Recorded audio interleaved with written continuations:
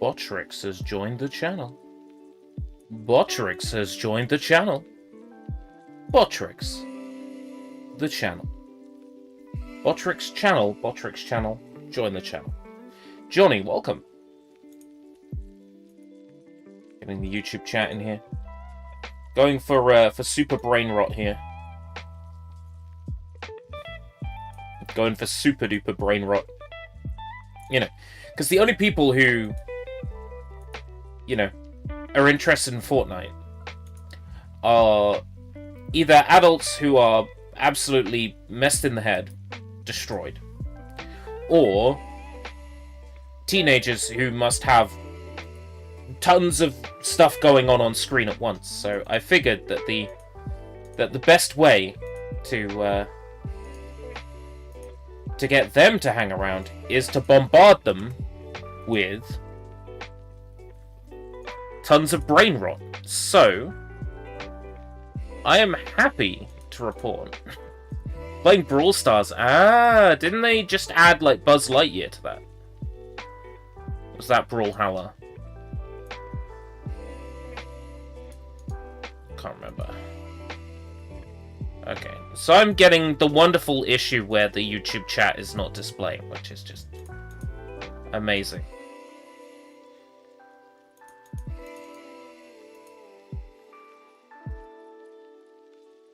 I'll try it this way. I'll add it with a letter missing. Get it to say... Yeah, okay, so there's definitely something weird going on because I've definitely...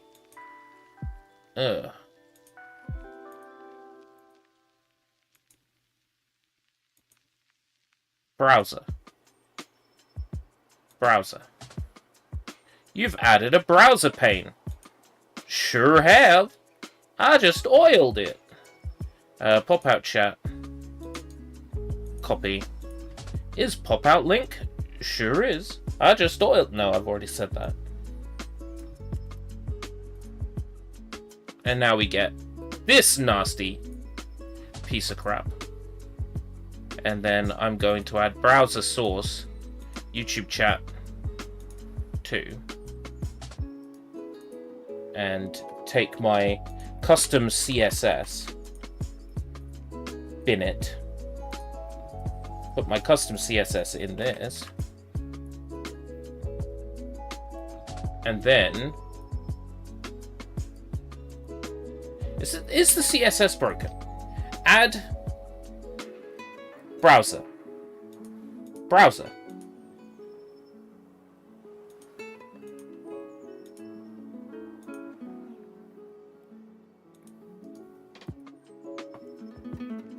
YouTube chat.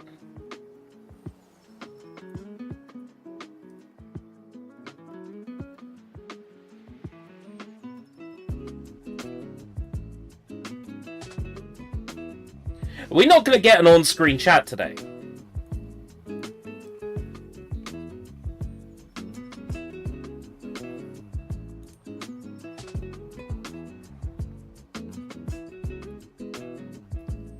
Pop out chat. Copy chat link. XSplit. Browser.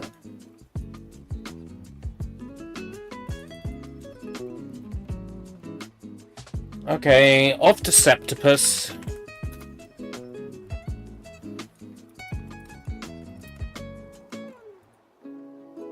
Septipus chat generator. We'll just refresh the entire CSS.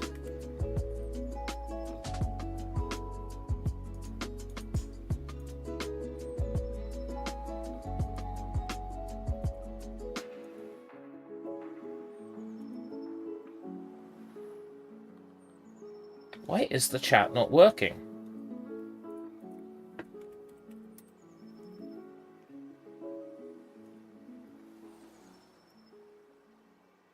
Okay, no on-screen chat. That's unfortunate. Right, I haven't played any of this Fortnite season since it started on, what, December 1st? So, I'm jumping into this completely blind. Since I last played, we've had Winterfest, and I have unwrapped every present for this year's Winterfest. And Yuki finally supports kicks. So there's no point testing now. There's no source for the YouTube chat. For whatever reason, it's decided it's not going to work, so it's not going to work. So I'll probably play like a match or two, just kind of getting to grips with the new movement system, and then I'm going to jump into the Fortnite voice channel on the Discord. I'm going to crack open a can of Hell Energy, which is a bad idea at 5 to 8.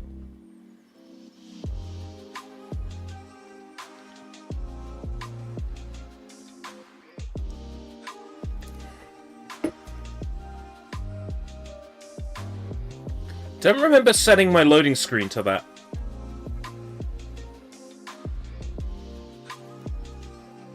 I have to see what I got my loading screen set to after this match.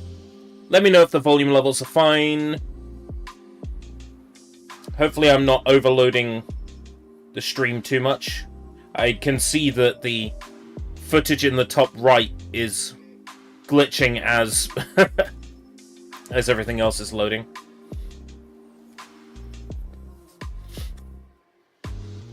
I suspect, because it's taking forever preparing these shaders, I suspect I'll load in and I'll already be in the air, dropped out at the end of the plane. Either that or they'll just kick me from this match.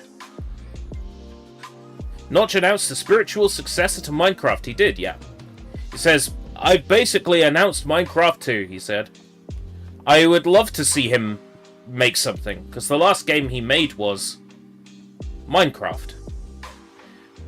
You know, you might say, oh, he made something like, what was it? Did he make the Banner Saga, or something called Banner or Saga, or was there something set in space that was supposed to have a programming language? I don't fucking remember. I don't remember it coming out. I don't remember playing it.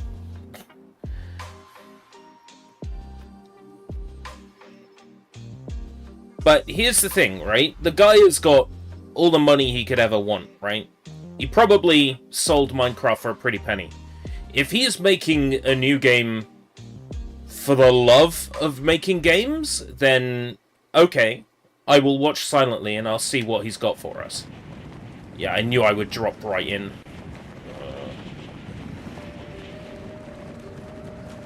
It's loaded me in, like, really far away. Scrolls, that's it, Scrolls. I knew that he got in trouble for, like, the name, so I was trying to pinpoint what the name was.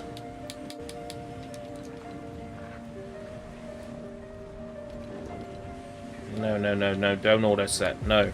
No, no, don't auto set, no, no!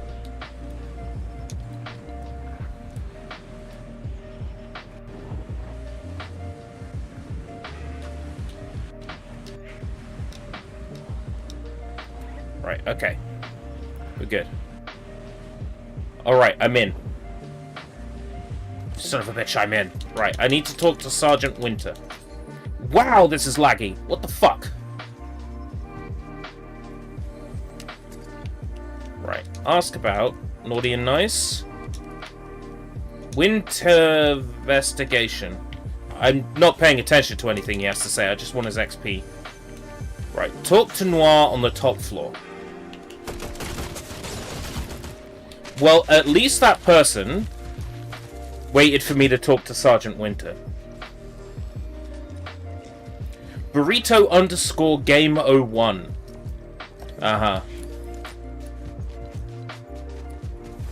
I'm actually going to drop our graphics down to medium. I know that it doesn't look very nice, but I'm just thinking that, that I just want to stop the stutter if I can.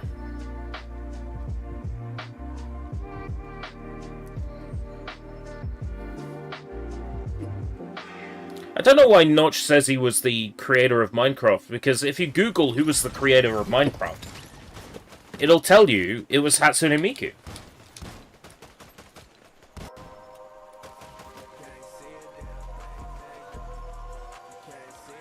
Oh no, somebody's got copyrighted audio. I can't believe this shit.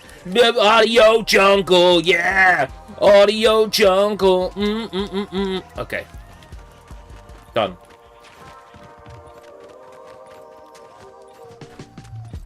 Right, I need to talk to Noir on the top floor. The top floor of what? All these people taking it really seriously and shooting at me in the hub? Like, I'm here for the XP, alright? I'm here for the Winter Fest quests before they run out in 3 days.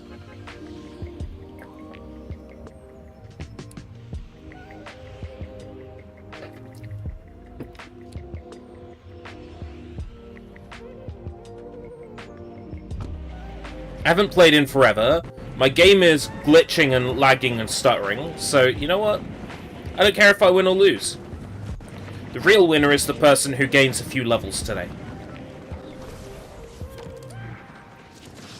Really should not be stuttering like this, though. That's bad.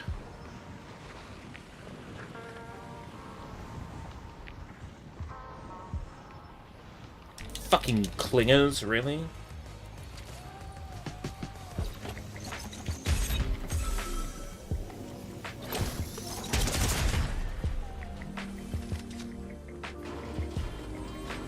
Really, we've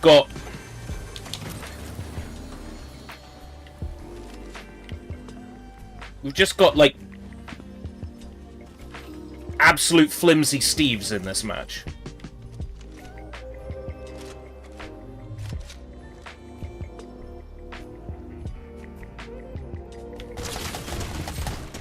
Fuck you. All I want to do is talk to the NPC.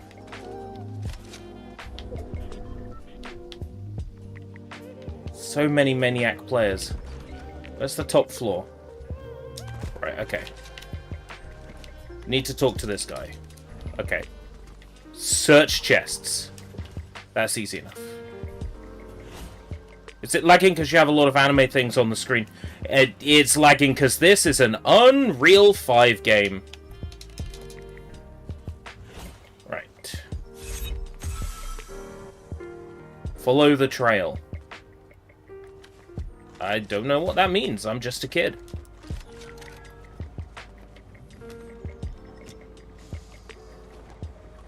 And this is my first time playing this season.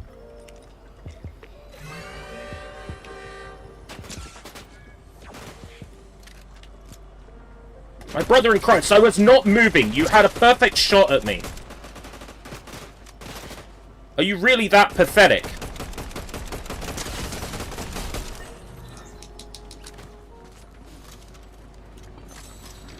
Wow.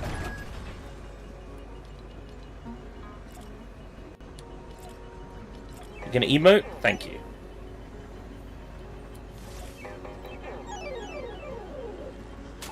Right. Follow the trail. What does that even mean?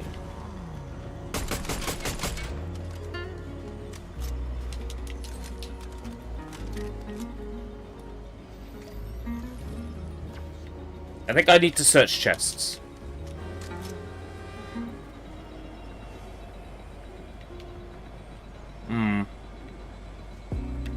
Game is lagging like a some bitch.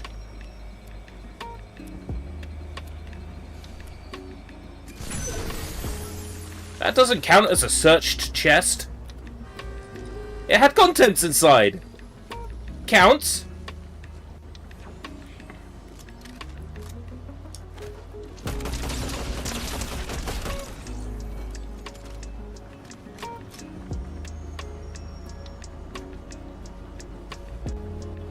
This lag is utterly horrendous.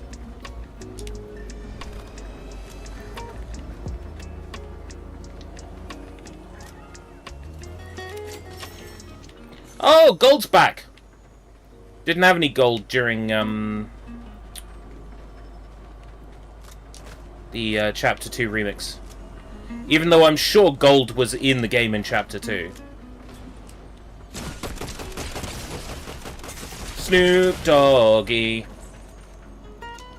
Let's see if this person emotes. Actually, I don't care.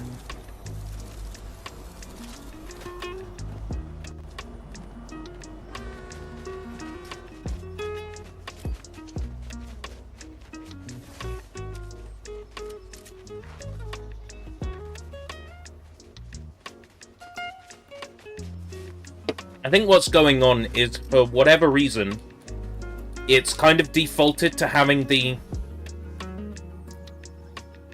dynamic resolution enabled.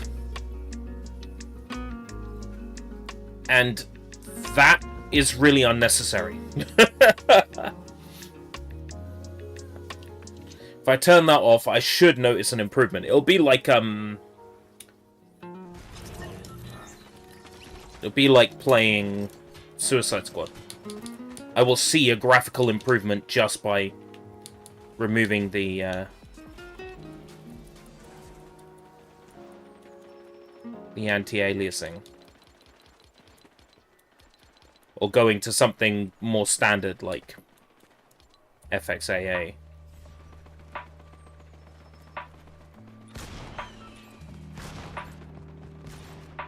It's a bit wobbly though. Now I can jack the quality preset back up to high. There we go. That, I think, should solve the frame rate issue. In theory. Right, so right now, follow the trail. Uh-huh.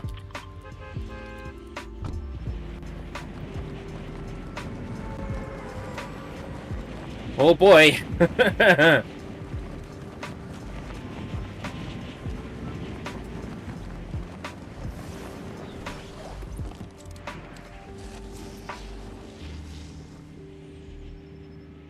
Oh, XP for thanking the bus driver.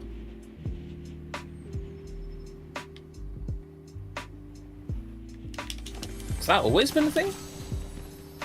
I don't think so.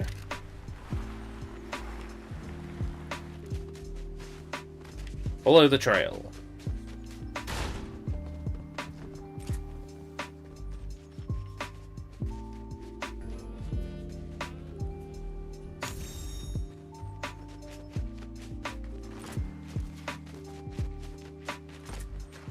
Just go ahead and get some XP. That's what this stream's all about.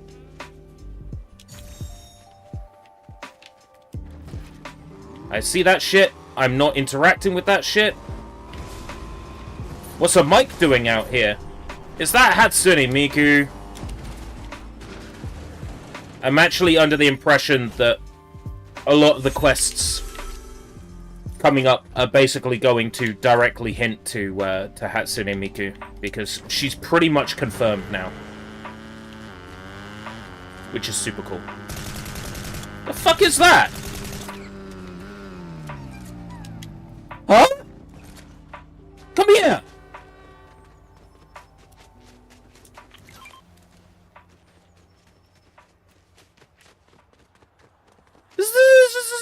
What the? What is that? What did it just pick up?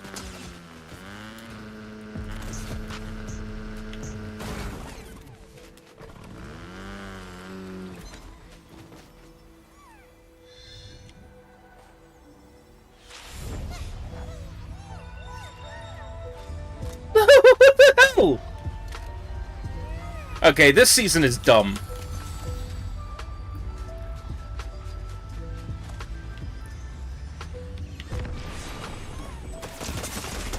Oh, someone with a Juice World skin. It's funny. Someone running around with a... I'm not gonna say it. I'm not that toxic.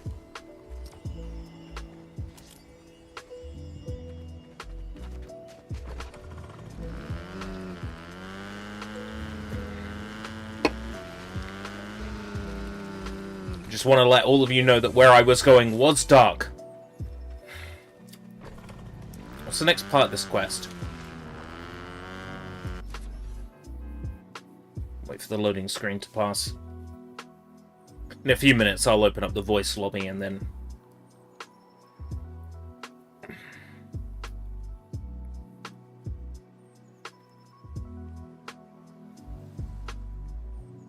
Oh, this is a Chapter 2 remix loading screen, right. That'll be why it's equipped.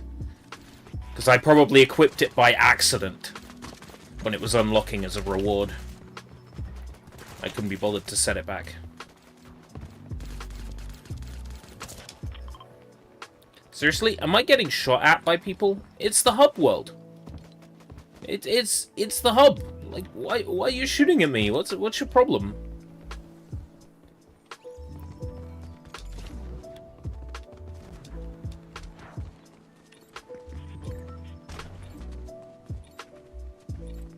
The new, like, wall jumps and launches is weird. I'm not going to get used to it, I don't think. It's going to take a while. I think the kickstart... Oh, no, the kickstart quests are active. Okay, cool. I figured they might get rid of them because, you know, it's been a while since the first week. We're in, like, what, week 4, almost week 5 of the season. I figured it might get rid of the kickstart quests, but it hasn't. So I can still kickstart. Yeah, wall jumps. There's wall jumps now. The run jump is now more of a launch, you know.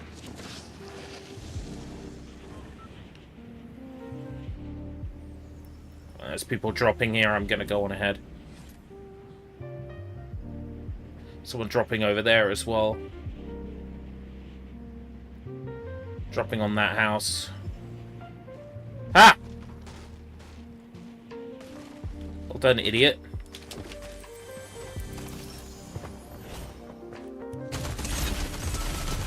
Sorry to do that, but it is what it is. I have to do what I have to survive.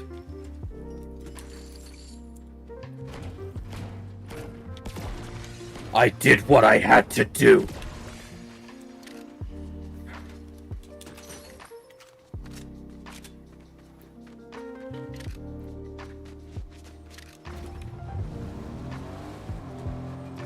From what I hear, Mufasa and Sonic 3 have now hit the internet in relatively watchable quality, or so I've heard.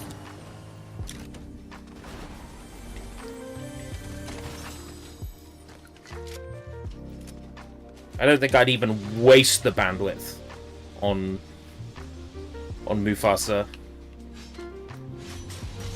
I have better things to do with my bandwidth.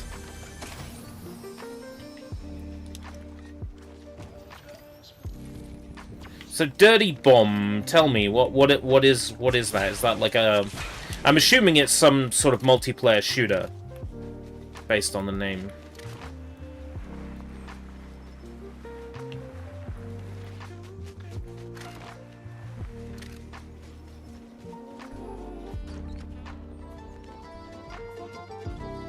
So I got to speak to Santa Dog.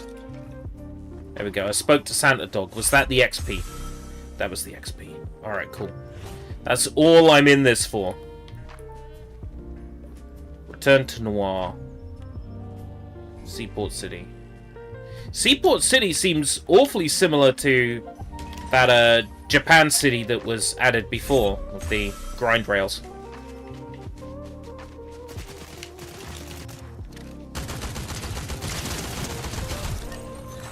Yes, finally, bots. Keep giving me bots. I suck. Give me bots.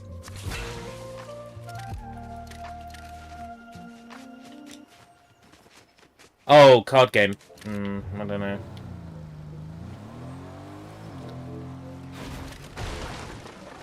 When you describe a game with cards that's like a shooter, like immediately I just envision that game that was shown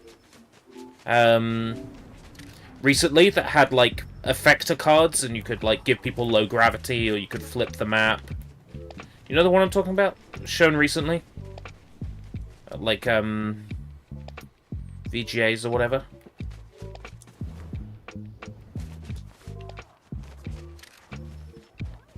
I genuinely want to play that when that comes out.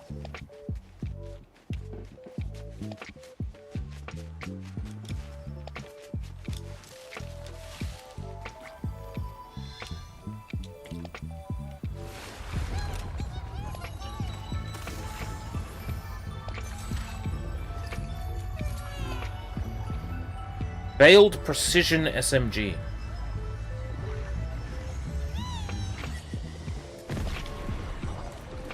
Right. Where I want to be is over here. Yeah, it was a squad multiplayer shooter, which was what put me off it, basically. But you would get a card that, for example, would make the enemies' heads bigger, so they were easier to shoot. Or would make your head smaller, or would allow you to flip the map so you could run on the ceiling. Or you could activate low gravity for yourself, or high gravity for your opponent. And you'd have like a deck of cards and you'd shuffle through and you would activate one. That sounds awfully similar to what you described. But I forgot the name of it. It was shown.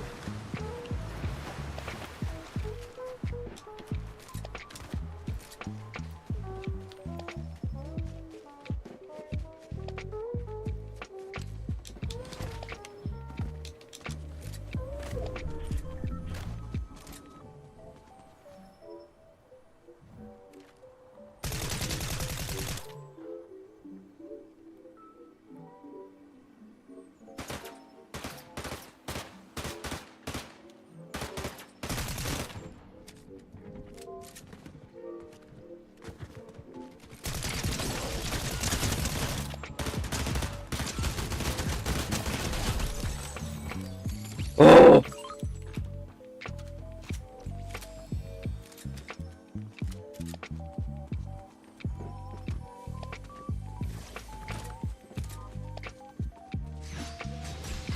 Right.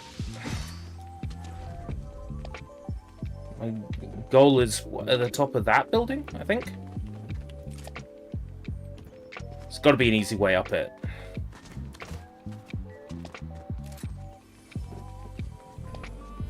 Splash damage made Brink. Oh, yeah. So the thing about Brink that I remember is I kind of enjoyed the movement in it.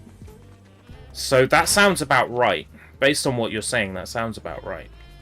Like, I really enjoyed the movement in Brink. I think what bothered me about Brink was just that I was playing it on Xbox 360. It really felt like it was being held back by the hardware. Like, the game ran... it was like the game's logic was running at 60, but the game's graphics were running at, like, 25? It seemed awfully confused.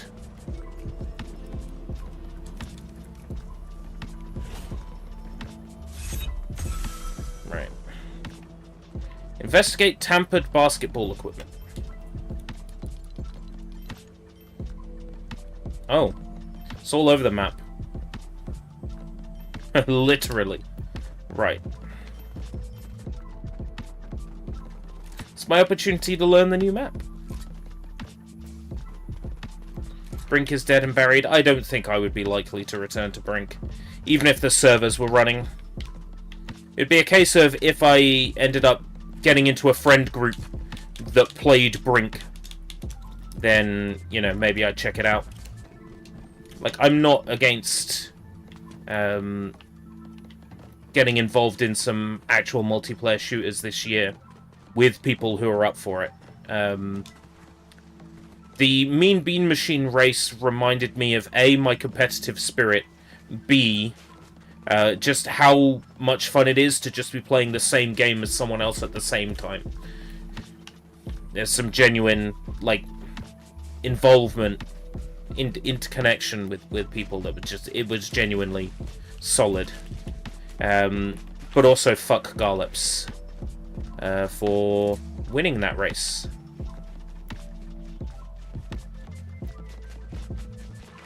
I will be practicing for Klonoa 2, and I will be practicing for Ocarina of Time Rando as well. No one wants to come last. I don't envy Kythius for coming last in that Mean Bean Machine race. Oh, 10k for playtime.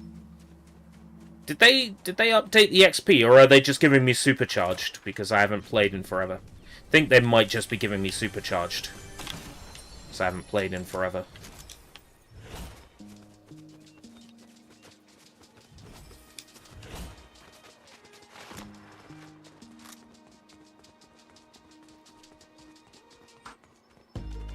I've gone up a fair few levels today, which is nice. There will be a point where I won't be getting crazy XP because there won't be any more Christmas quests to complete. I chose the right time to do these Winterfest quests, I think.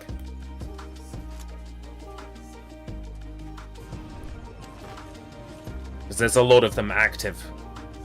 So I can just sort of shotgun them. Which was the kind of thing Epic wanted people to not be able to do, was shotgun quests. It's part of the reason why they've been pushing this Fortnite crew membership so hard. Thankfully, because I was a Fortnite crew member before they changed the system, I have this battle pass without having to be a crew member, which is nice.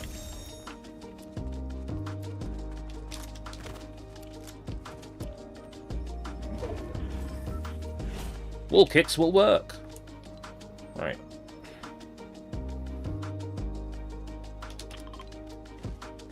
Lost Commandos. Getting a feel for this map. It's quite pleasant. Titanfall 2... Between Titanfall 2 and Call of Duty Black Ops 6. I think something that is a mixture of those two would be the best first-person shooter controls. In terms of, like, control and movement.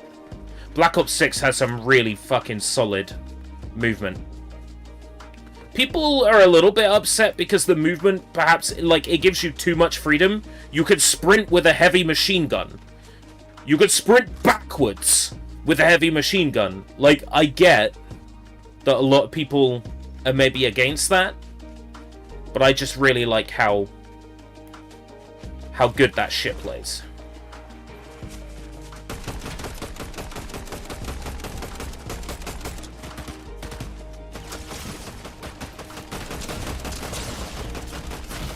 Wow.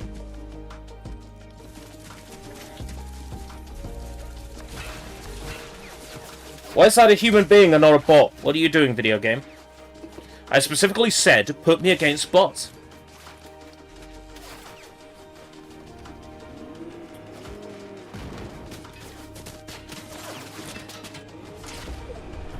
$20.46.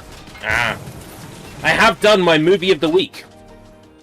It was kind of thrust upon me in a way. I was chilling out this afternoon, and Shrek the Third came on BBC One. So, you know, movies on BBC, they air in full, no ad breaks. The whole thing from start to finish, no interruptions. So, I watched Shrek the Third today, and that will count as my movie of the week. But, you know, the new week starts tomorrow, because it's a Sunday. So, I got my movie of the week in just enough time for it to count. And it was Shrek the Third. And I've always shot on that movie. I've refused to accept that Shrek the Third exists. But I watched it today and it was a lot better than I remember. Maybe I'm just less of a cynic. What's the next movie? The plan is... The plan is to go ahead with X-Men, like I was planning to this week. So X-Men 1 from 2000 is the plan. You know, I might end up realizing I like watching movies. I'm going to watch more movies, in which case, win-win. Basically, the trick is to try and get myself back into watching movies.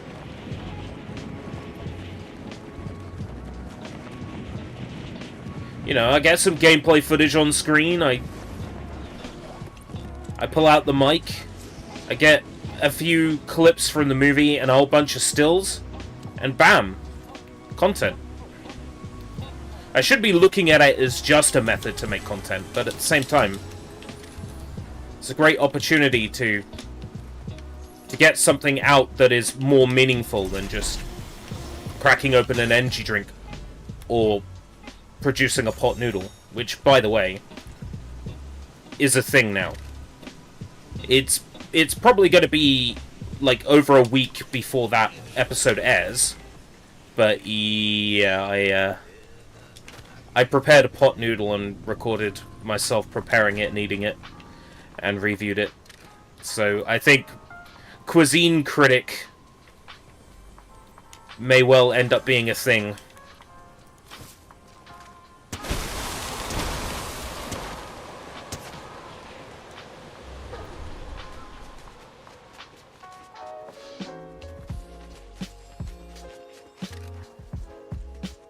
He is a Robert, he is a cop.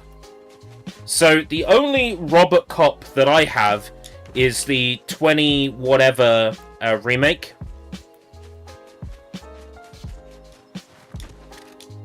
Which I've heard is okay. I'd maybe try to track down the Robert cop. Everything I like about that Robert Cop remake, I realize is from Dredd. I really like Carl Urban. He's a good Robert Cop. He's a good Judge Dredd. Oh, I really like the idea of the drug that slows down time. That's Dredd.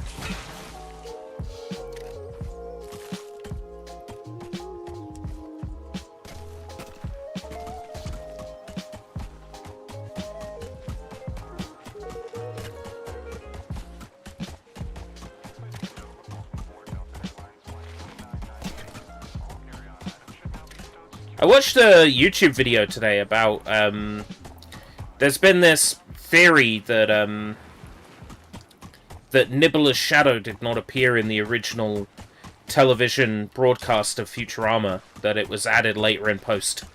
But I watched a video today that revealed that Nibbler's shadow was always there since the pilot. Spoilers, I guess.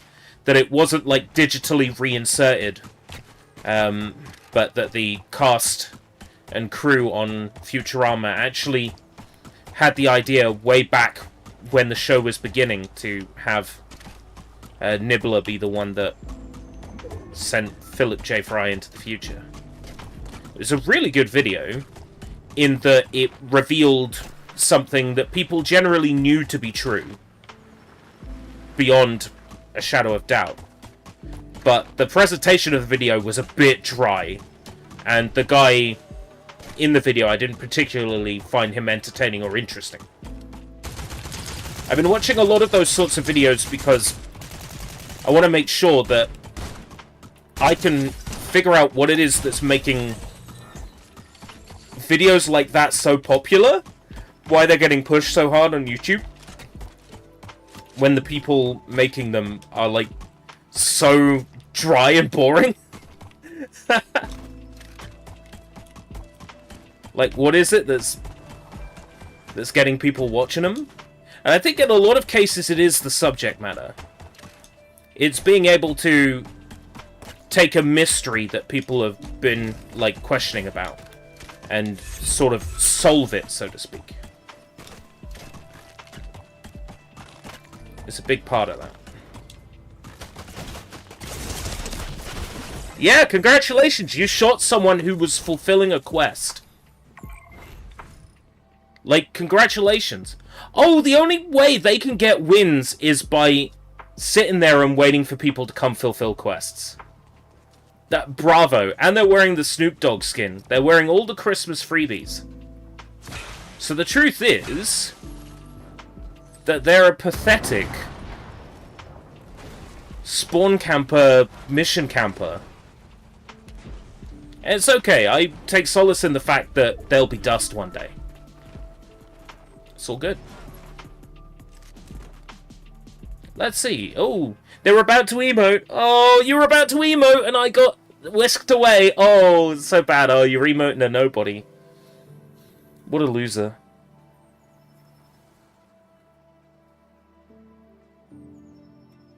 I'm a video essay fiend. You gotta liven it up with some personality or at least hella interesting info.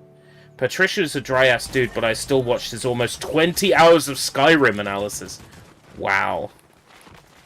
Like, you see, the thing is, I'm a clever guy. I could probably go digging for stuff if I want to, you know.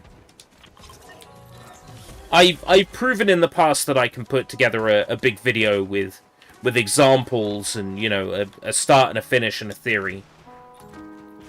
But the truth is, that sort of thing is a lot of work, and I'm just... It drains me. I think at this point, I need to leverage my charisma and my passion for a subject, so in situations where I don't have a great deal of information, I can still portray the information I do have in a way that makes me charismatic, enjoyable to watch. I am toying with some different types of content here in the new year. I have so far written... I can't remember exactly how many questions, but there's like 13 easy questions, 10 medium, 5 hard, and 5 expert currently. Questions that I've written for a Sonic the Hedgehog quiz. This is a quiz that focuses around the very first Sonic the Hedgehog game. I'm thinking that quiz content is a good opportunity to grow, because 1, it gives me an opportunity to show how much I know. 2, it means that the people who watch the video get to test their knowledge, and they feel good knowing that they got certain things right. I wish I'd done those small shields first. Fuck. They can watch it and go, oh, hey, I knew that, or oh, hey, I didn't know that. They can also...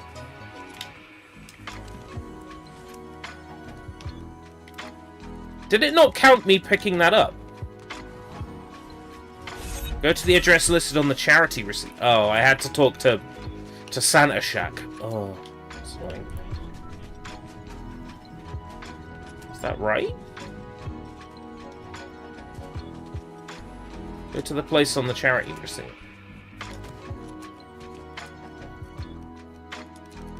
There we go. More XP. Return to Noir, which is Seaport City. So, I think this Sonic the Hedgehog 1 quiz is a great opportunity to test the waters on that.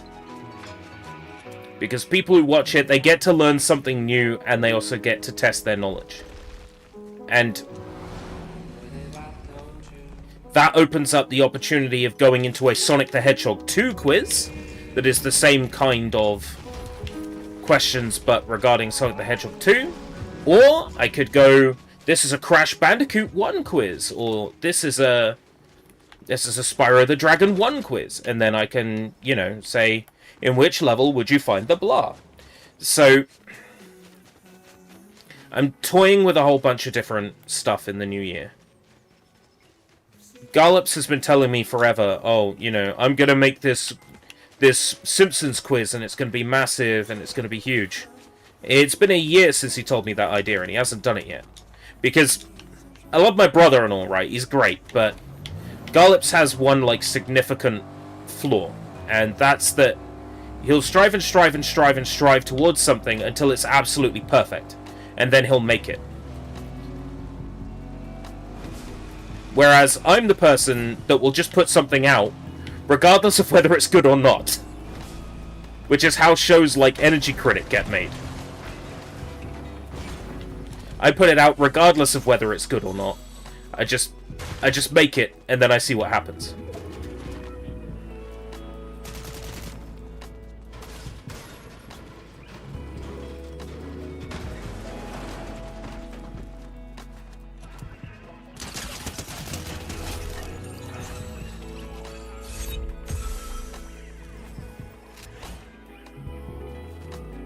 So I'm going to put out quiz content before Gallops gets around to it.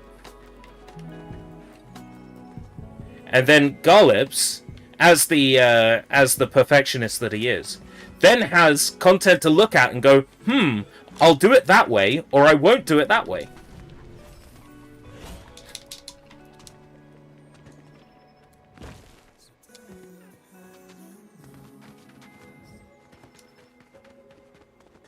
How do I get up from here?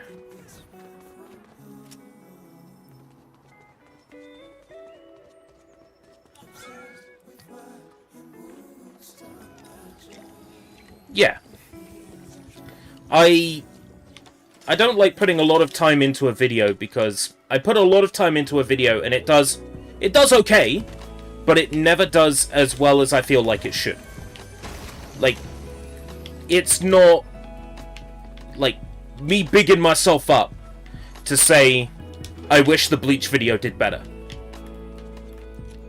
Like, I'm allowed to feel like that about that video.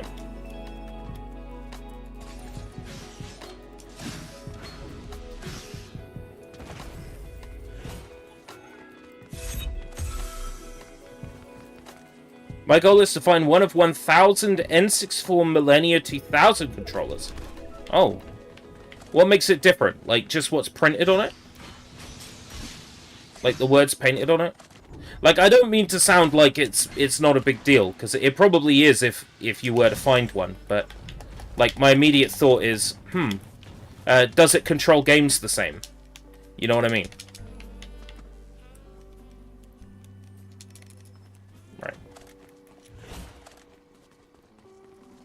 No, but I'm happy for you. Best of luck with the search. Suspected cat burglar. Okay. Okay. That's one for another match.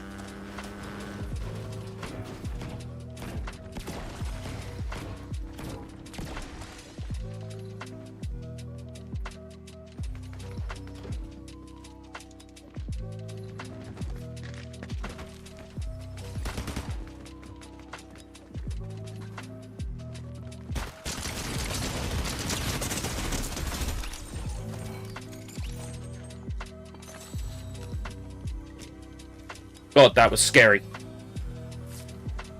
Ooh, silver and black. That does sound pretty cool.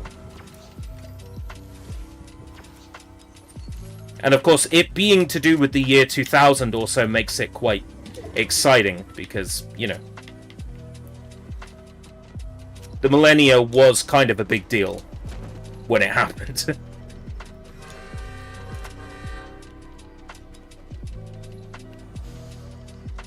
Like, there's history, there's a story behind it.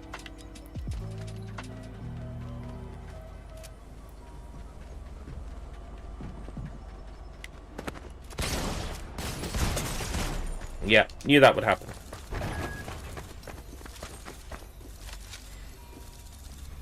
It was the year you were born. Oh, wow. You'll be 25 this year.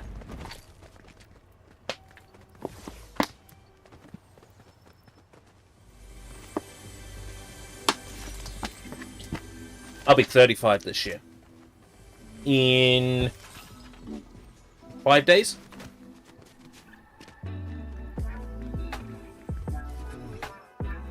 I got a game stream planned for my birthday. A game called Happy Birthday with Sergio Spellbound that is designed to be gifted to people. So you're not designed to buy it for yourself. It's designed to be gifted to a friend, and then they get, like, annoyed by how, like, unusual and strange the game is. It's a different kind of game because it's one that's designed to be gifted. And essentially, I'm treating it as though the developers of the game have gifted a copy to me, because I've requested a key for it. So if I play it and I'm like, that's interesting, then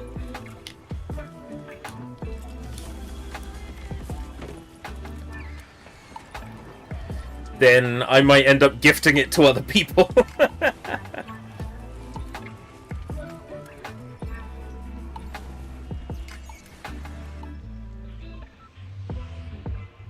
Right. Investigate the canyon. There'll be a cat burglar there in it. 18th of January, huh?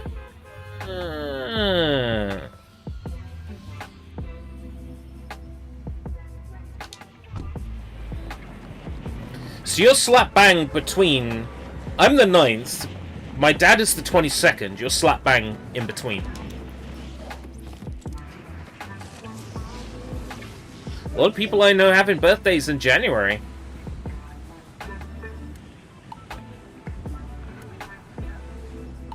I believe my good friend Vincent from California is also the 9th of January.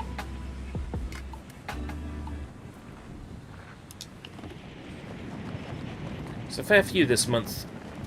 Most of the people I know tend to be around the June, July, or the November, so...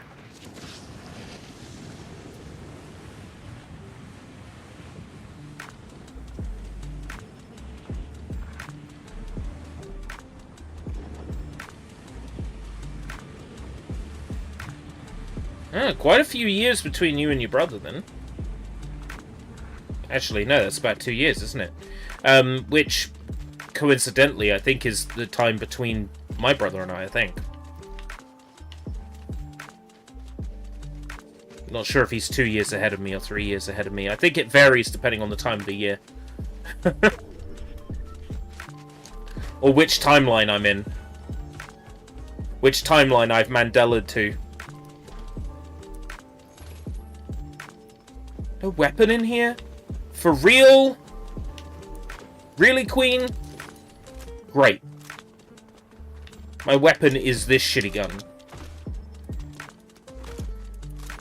Okay. Got a shotgun, but the attack speed on this is worthless. Yeah, I know, asshole. Look, do I look like I'm fighting you? Do I look like I'm interested in a fight? You know. Pick your battles.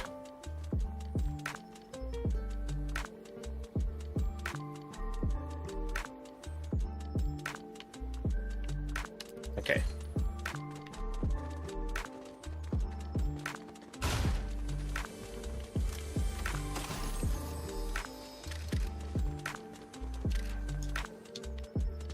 Right. Holy shit. I don't know this map yet. Kung Fu Panda 5. Isn't that going to be going up against Sonic 4? That's some years away. Imagine being born on the 1st of January, your parents spending New Year's in the hospital. I'm not sure how long my mother was in the hospital when she had me, but I feel like it was over the Christmas period. Definitely over the New Year.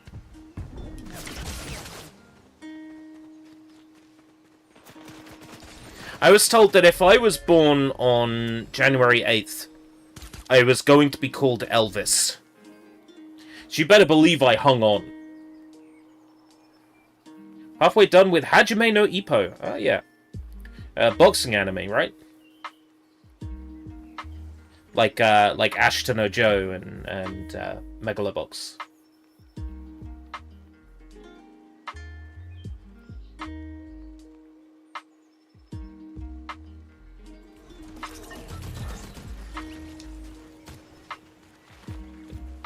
Just a heads up, the thumbnail can be seen as sketchy by the color of the string cheese. The string of cheese.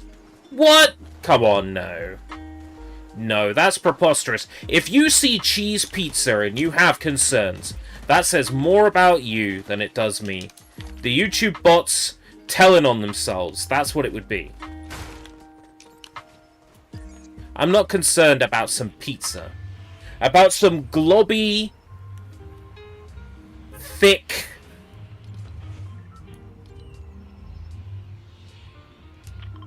proteiny,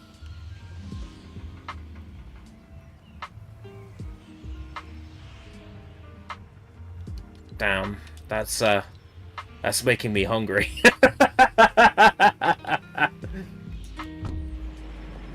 I needed a Yuki picture fast. I couldn't be bothered to fire up Stable Diffusion, because it takes like 3 minutes for the fucker to start. Then I'd have to switch from, because I'm using an illustrious model at the moment, I'd have to switch to a pony model to use my Yuki Lora. It's too much effort. I just took a pre-existing image from the data set that I put together to train my Lora. I needed an image quick. She was eating a slice of pizza. I'm like, perfect. I can work this into a Christmas postcard. You know, happy Christmas, I ate all your pizza. And that's how that thumbnail came together. Ooh, dragon chest. What does that mask do? Void Oni mask. Well, there's no better time to try it than in the middle of a gunfight. In the middle of a restaurant! So, if somebody comes after me, I'll make use of it. Right. Something isn't adding up. Was that then Noir? That's your real name?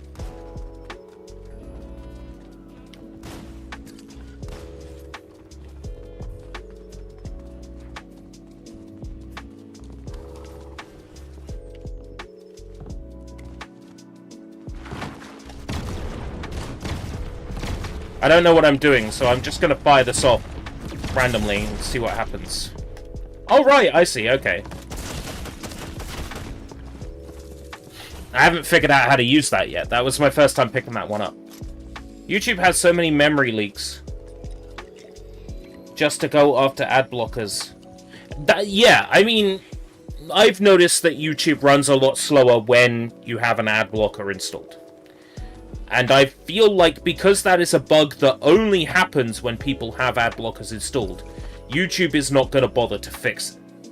Assuming it is a bug and not actually malicious, which it could easily be. My argument has always been, use what you need to if you need an ad blocker, because, you know, you need to be protected from malware in ads, or you need to be, you don't want to be advertised to in your own home. I totally understand. Whatever the reason, if you need to install an ad blocker, install an ad blocker.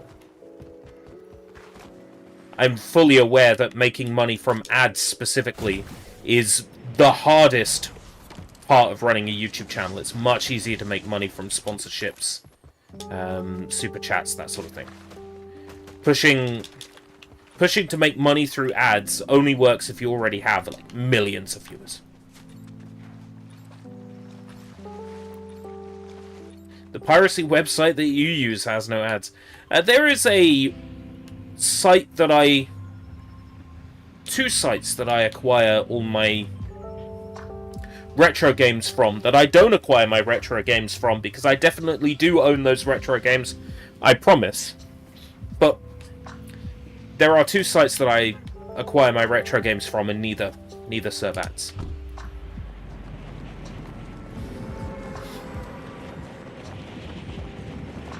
AI users on Insta and Facebook. Yeah.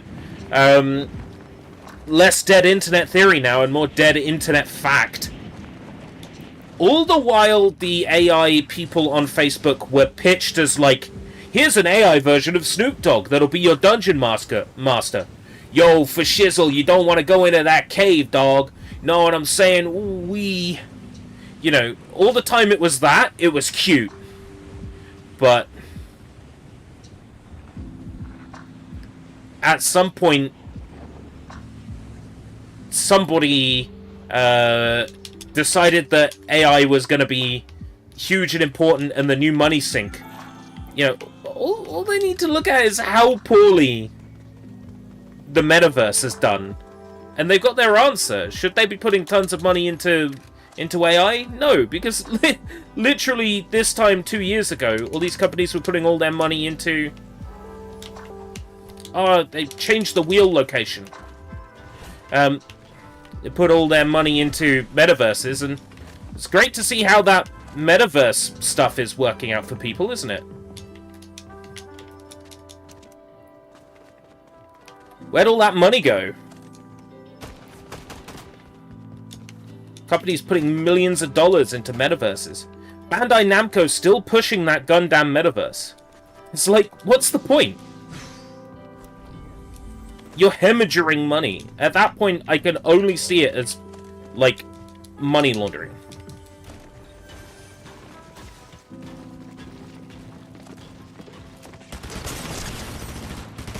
Oh, you were waiting for me to open the door, were you? These bots are getting smart.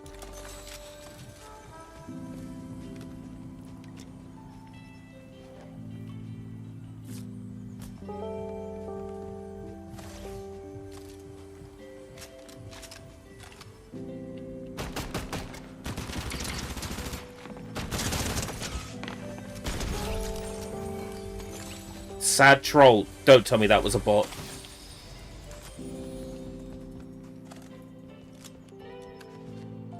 I'm a better player than that.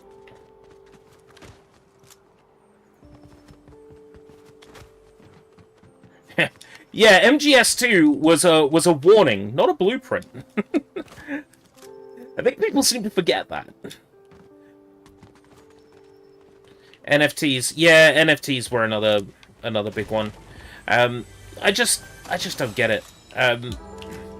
I've always said I'm sure there is a use case for NFTs. I just simply haven't been shown it yet. These get-rich-quick or die-trying Silicon Valley motherfuckers want to put $1 billion into NFTs or whatever. Be my guest. Just, you know, don't use enough energy to power an entire African city for 10 years to create your virtual Picasso, alright?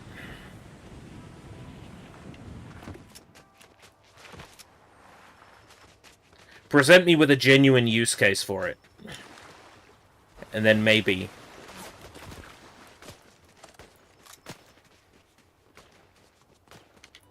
Oh, there you are.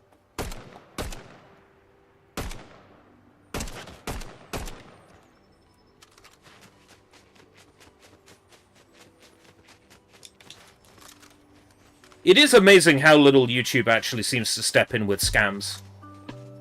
I almost constantly see, like, Mr. Beast 2. If you're seeing this post, you can win $150. And there's no way it's genuine.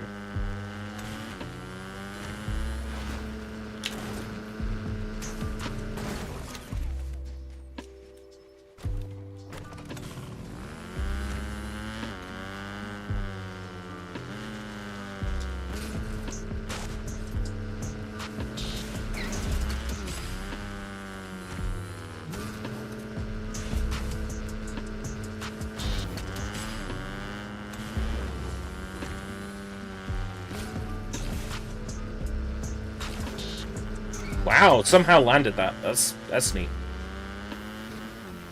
What's boost on this? There is no boost. Okay.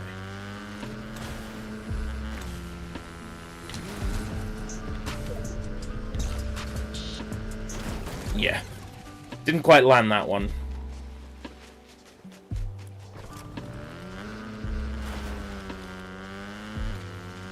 Yeah. The fact that YouTube doesn't intervene with that stuff is, like, says more than them, like, actually talking about it. Shows you where their priorities lie. Just in making all the money. All the money, all the time.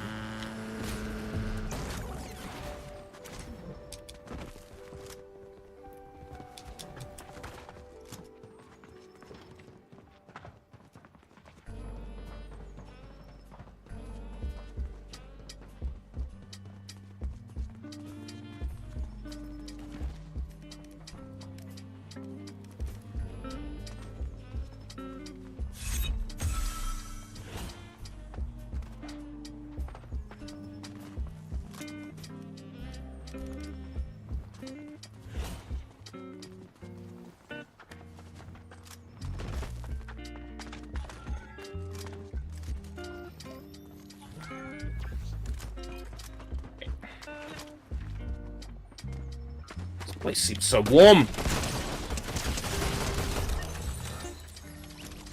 So much activity down here, fuck. Investigate Twinkle Town, collecting info about... Okay, next match. Twinkle Town, though.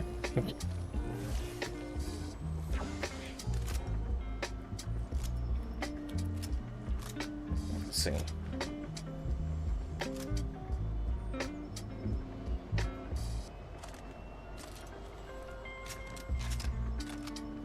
Well, that's how it's going to be right in the future. I think I saw a webcomic that was pretty funny. It was people trying to hide from the AI in the post-apocalypse.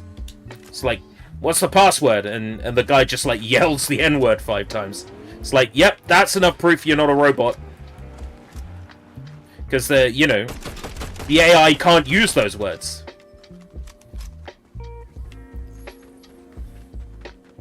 That's... it. All they're going to do is encourage people to speak like that. To prove that they're not bots.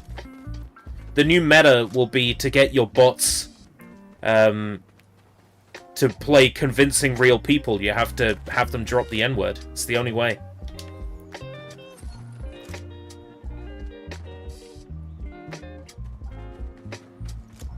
Sweden getting big snowstorm. Can you tell them to bring the snow my way, please?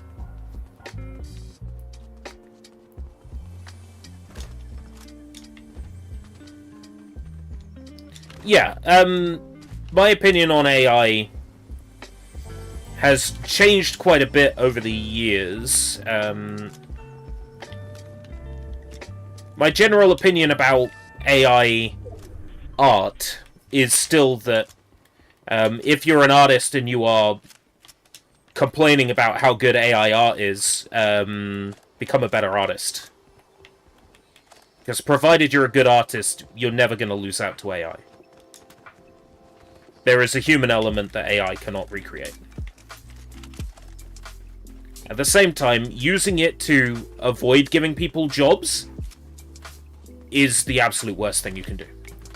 Snow, hear my pleas. Send a Tundra ERB's way. Yes, yes, yes, yes, yes. It is time. Bombard me with snow.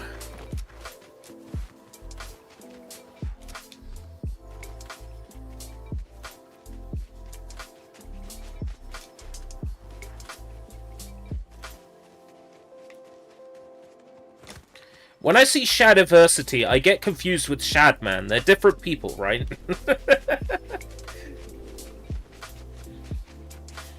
What does Shadiversity do, and what would I know them for?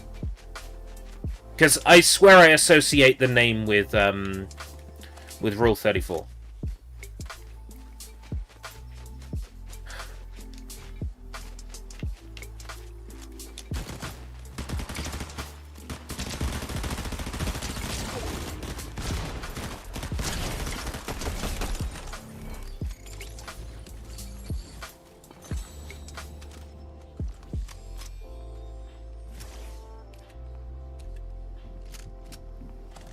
Medieval weapons and how to use them. Oh, right, okay.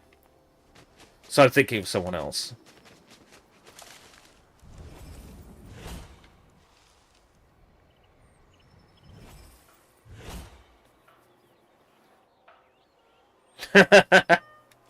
No one's gonna cancel you. They know you're joking, right? Right?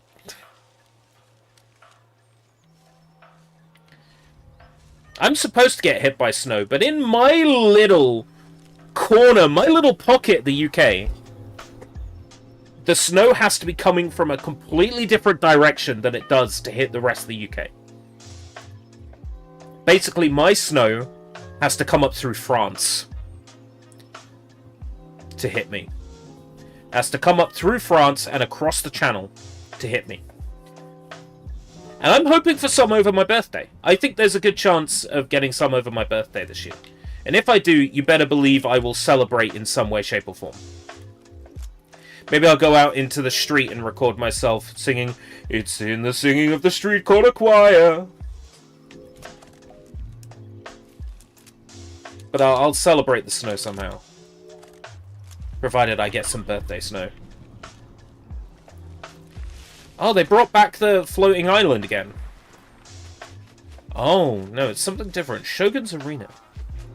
Snow Bukake. I think I've experienced enough Bukake to last a lifetime. What did ERB mean by this?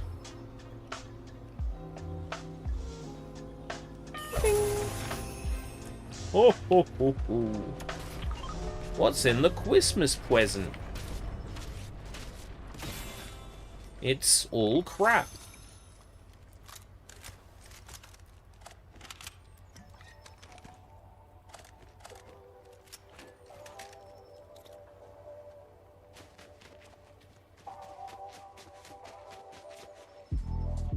Do I get XP for lighting one?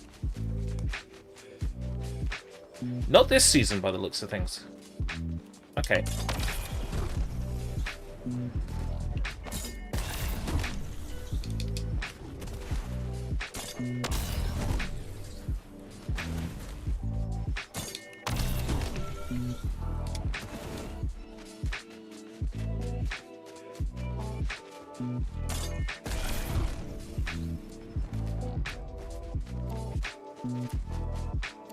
Whoa! Performance spike.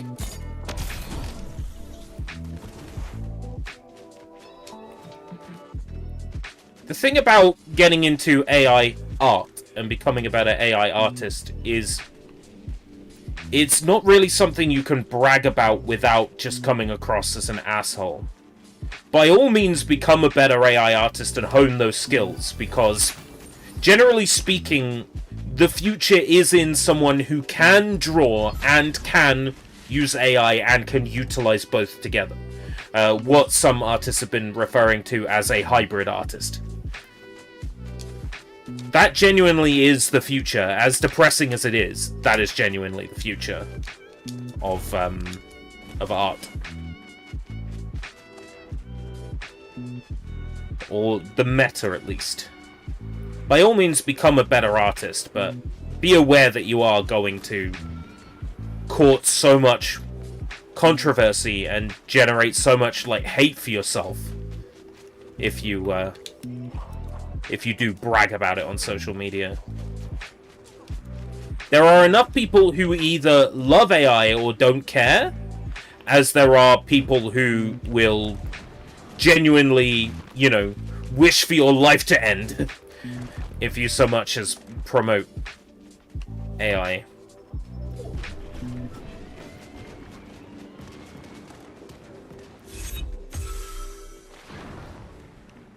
I've seen those Fortnite collab rumors, Chainsaw Man, Agent 47, Hatsune Miku, the Dragon Ball skins will be back.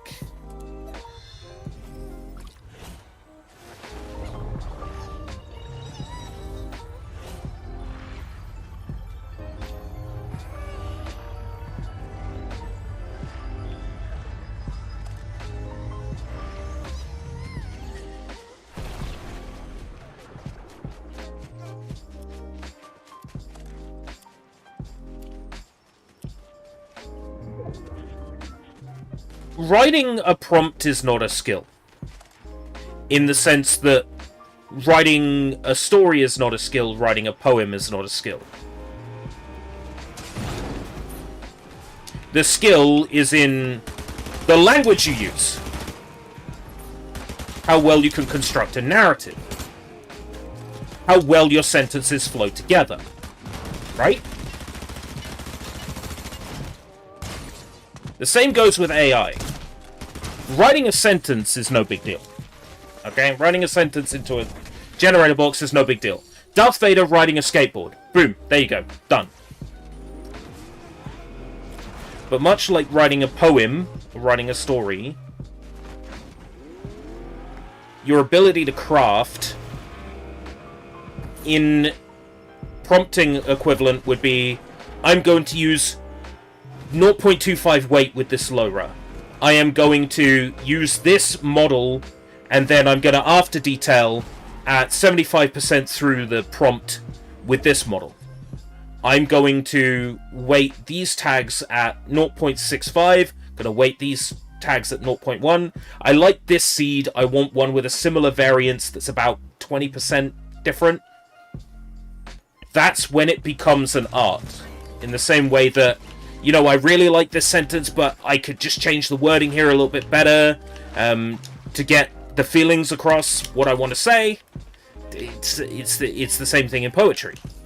The art is in learning the tools and learning how to wrangle the best results out of the tools, in the same way of constructing a poem. What kind of language is going to get the right reaction out of the viewer, out of the reader? I think there is an art to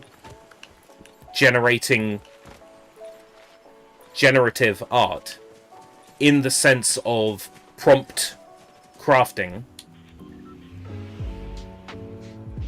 It is not so easy to say you could just type something in a box and get a response, get a result, because you can, but you're only going to get a good result by weighting things, by training your own low-res on things and then applying those, creating several different low-res and weighting them differently, creating embeddings.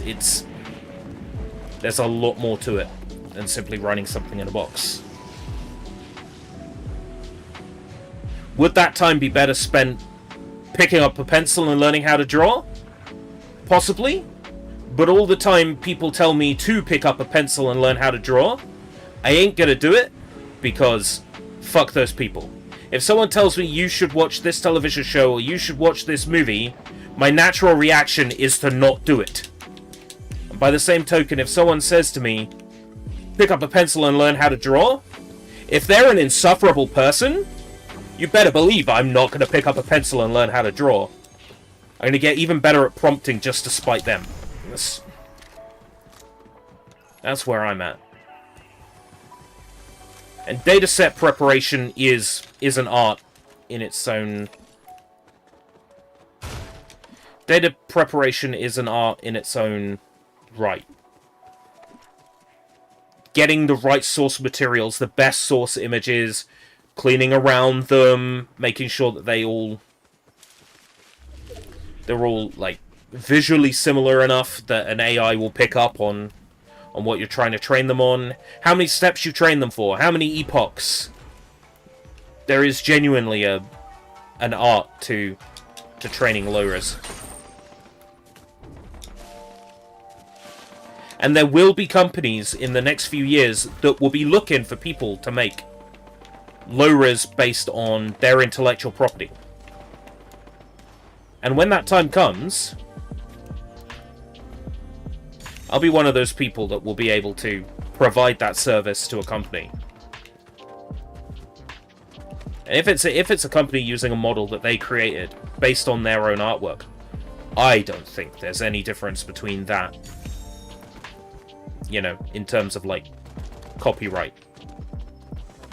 Yes, it's taking a job away from an artist, which is not good. But if they are hiring hybrid artists to auto-generate and then work from that base, they're still hiring an artist at that point. The problem is, even now, the output from AI is so fucking useless and unusable.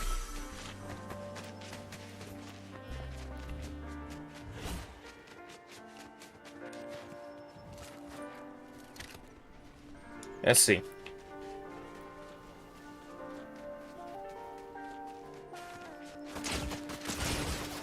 I didn't shoot you!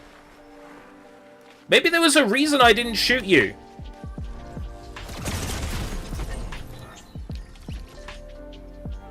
Because you were doing quest-related stuff. Oh, different player. Different player. In the AI model purge, we just need to have models that are based on public domain content.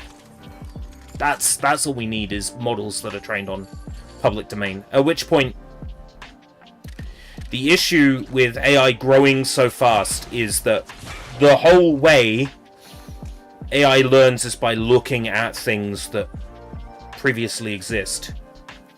And the problem is, this data, you know, that people upload to their Insta, that they upload to their Facebook, they sign a EULA that says that Facebook owns that.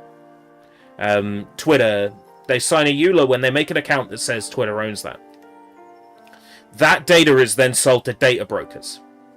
Data brokers who will then sell that data to people who want to build a model. And thus, people's copyrighted works, things that they have made, this legal grey area has allowed people to train models on those. Yeah. If someone came along and trained a model on simply public domain materials,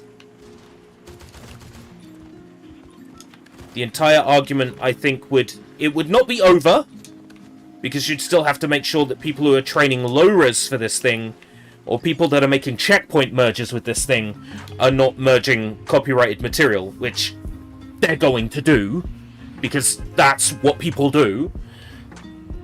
But at the very least, it would make the waters less contaminated. I would do it, but I don't have the suite of computers, the money, and the time to produce a public domain dataset. I would love to. I would love to be the person that releases a public domain model and says, here it is, everything it's trained on is stuff that it's allowed to be trained on. Everything you make with this model, you will be able to sell with absolutely no issues, because the copyright on all this material, it belongs to the public.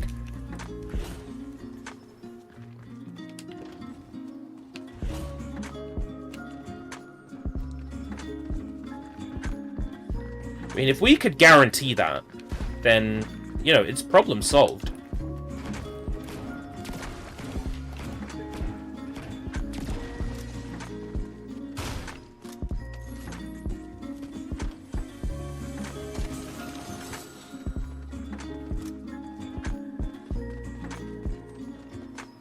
Alright, let me have a look at what Jacob posted. Oh yeah, that Lee is the voice of someone in Assassin's Creed. I learned that today. I was kind of surprised, because I thought he'd just come out of nowhere with Sonic the Hedgehog. It'd be interesting to see what other stuff he's been involved with that perhaps I didn't know about, because I like his acting chops. He's good. It's pretty good. To be fair, everybody in the Sonic movies is pretty decent when it comes to acting. Like, the first movie, I'm like, I don't know about Tika, but second movie, yes. Third movie, yes. That's a solid cast that have got to know their characters very well now, and it's very clear they're having a lot of fun when they film for those Sonic movies, so. Collect info about the Suburban Saboteur in Hopeful Heights. I haven't been to Hopeful Heights yet.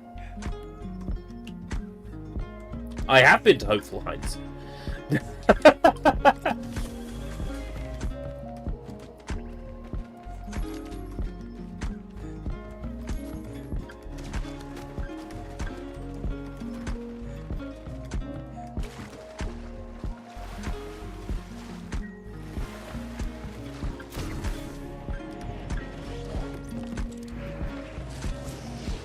Maybe for my next few low-res, I might specifically go and train them on public domain material, and then release them, sort of make a short video just sort of discussing them, and, you know, the interesting do's and don'ts of AI and where I sit on the moral compass.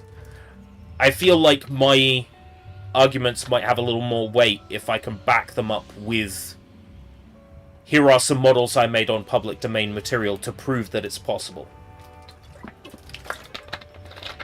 that I believe that is the correct way forwards. And not to be used as a replacement, but to be used as a tool to learn from. I've always argued that AI should be used as a tool, not to replace.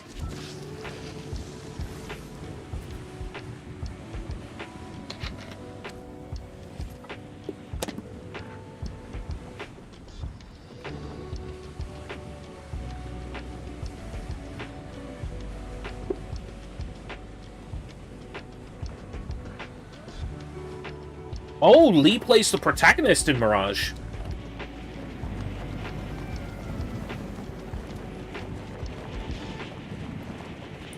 PC, I have to deal with, like, launchers and shit, don't I? I might consider it for Xbox then. Or PS5. I don't want to have to install an Ubi launcher just to play one game.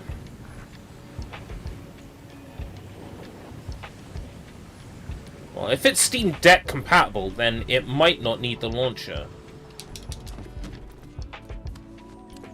Depends, doesn't it?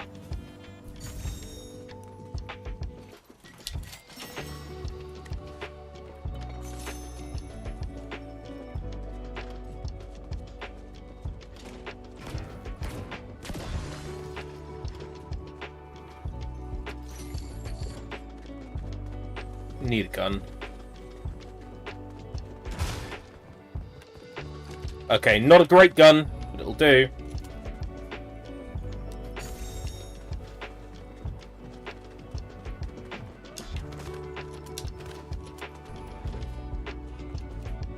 That's a better gun.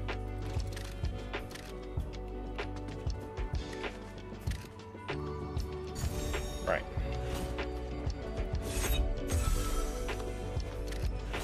Looking for the NPCs, they're up here. Do I get up from here?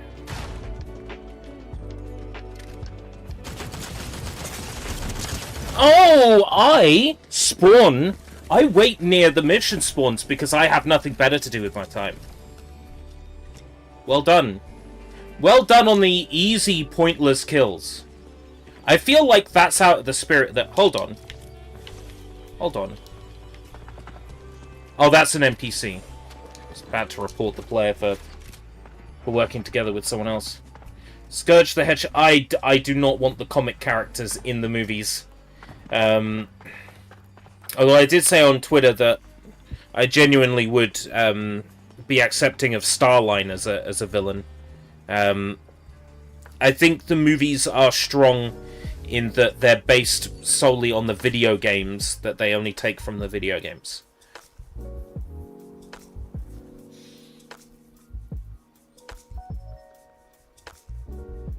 If they're looking for a villain to attach to Metal Sonic, the obvious choice is Metal Overlord. Or, whatever the one from Knuckles Chaotix is called.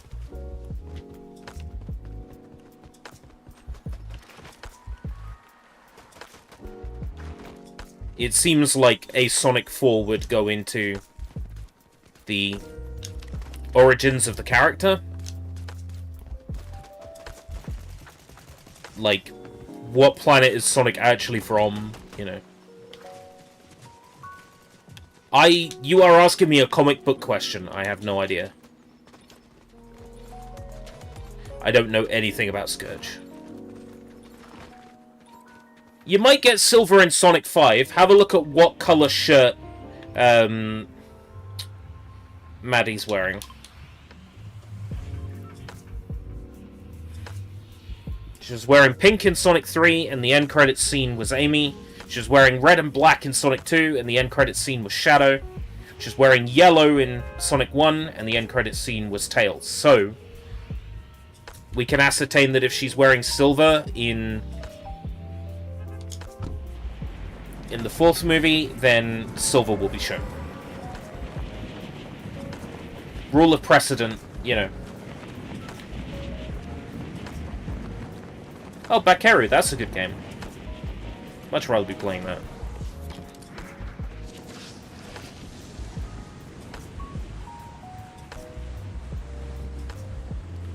Like, there must be a point where you just stop noticing that things are moving out the corner of your eye. But it's just there to keep the brain-rotted youth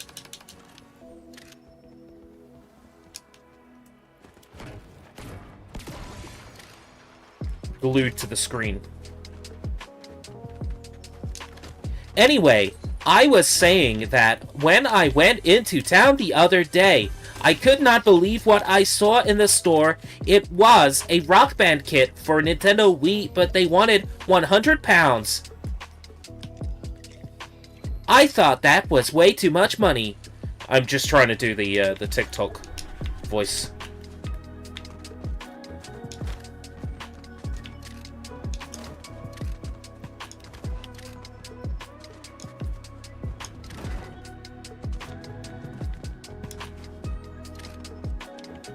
Right, anyway.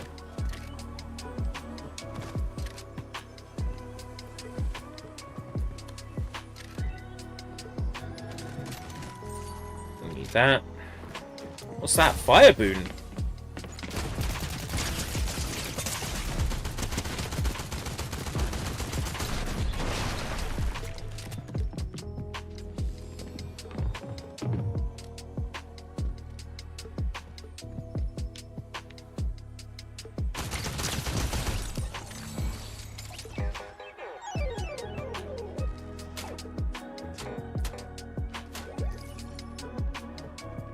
Yeah, fuck you.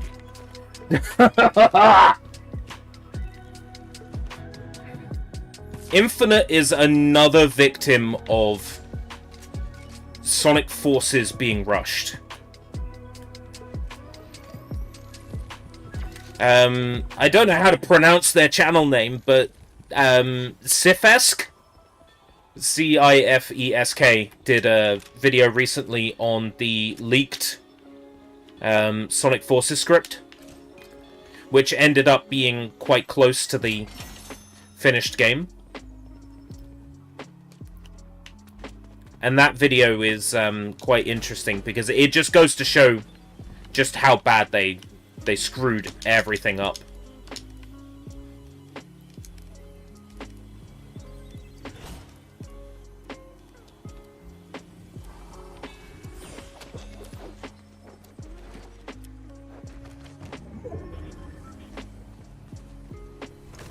Return to Noir with your findings.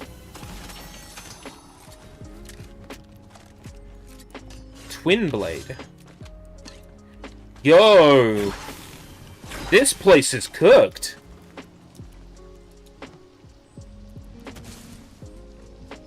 Alright.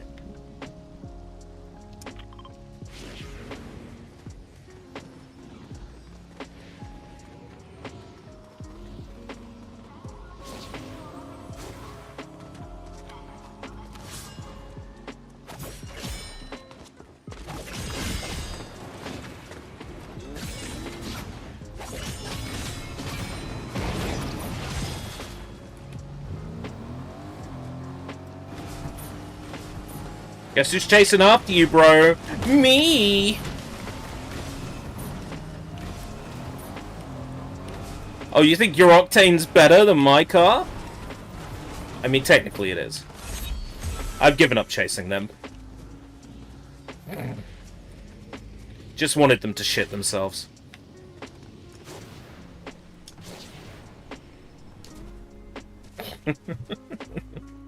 How many Sonic movies should they do? 3. They should not make a 4th one now and just leave it on such an amazing cliffhanger. Just to fuck with people. 4 is enough. 4 is enough. Honestly, I would have taken 3 and a Shadow series.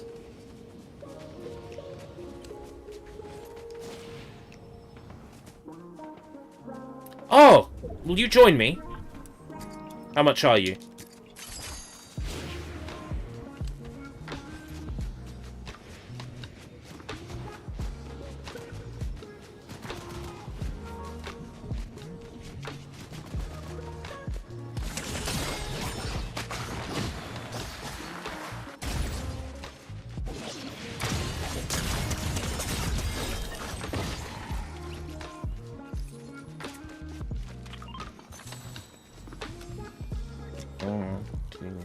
Oh, there's a goal for damaging enemies with the Typhoon Blade. Okay.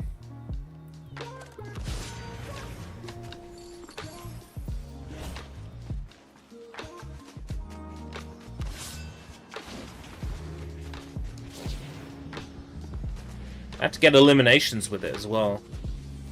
That's a tough ask.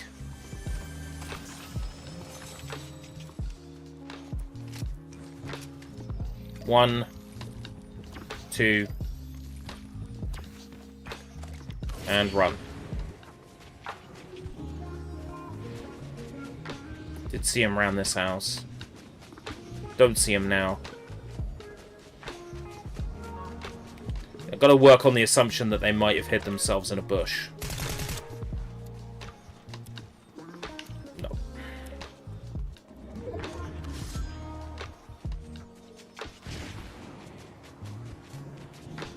A Shadow series in a random order. The problem is it has to be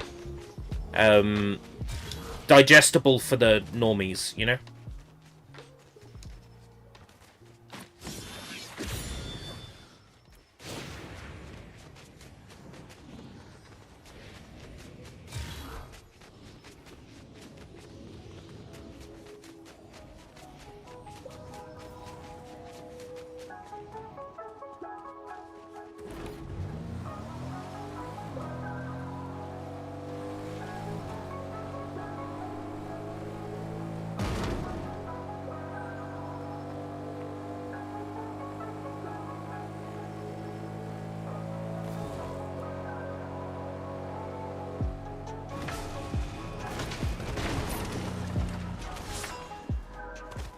It's been proven that a Shadow show can work, because we had the anime last year that admittedly was only like 3-minute long episodes. But it proved that Shadow works as a character.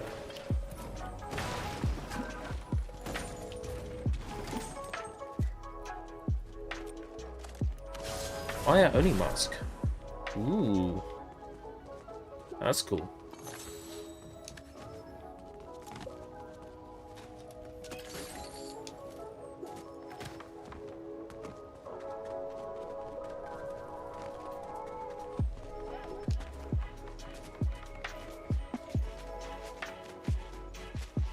The sky is changing color based on where I'm looking. That's an interesting bug.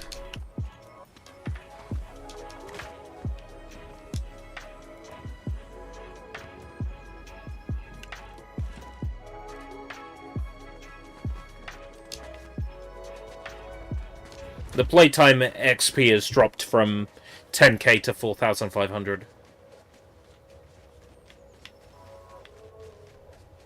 Who would voice Amy in Silver? Amy...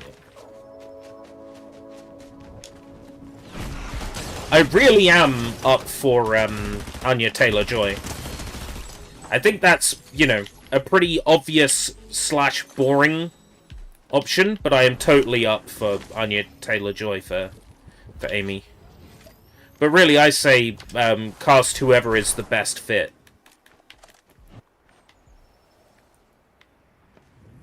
You know, we're not going to get Lisa Ortiz back.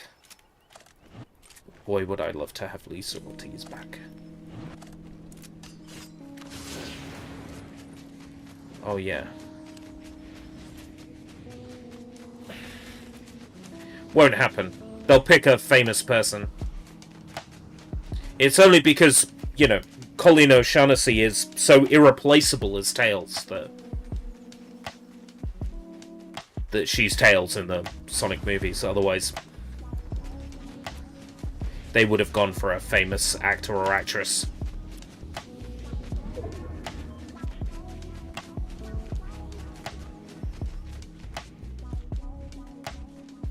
Oh, Tom Hiddleston as Silver. Maybe. I've never really thought much about how he sounds. He's got like a bit of a pompous sort of British voice to him. Oh, hi Mark. Hey, Anne Keeps Gaming. Are you down to clown?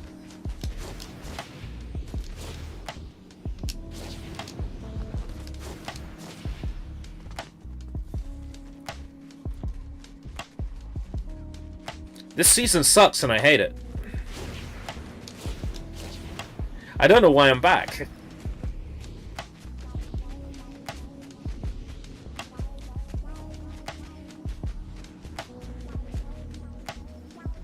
MK8D.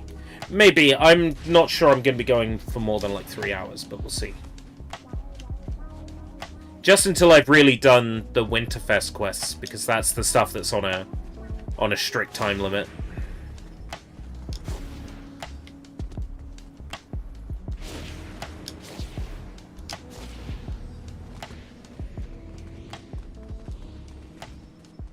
Tom Holland? I can see Tom Holland. I'd really like to get someone whiny. Like Silver's in-game voice.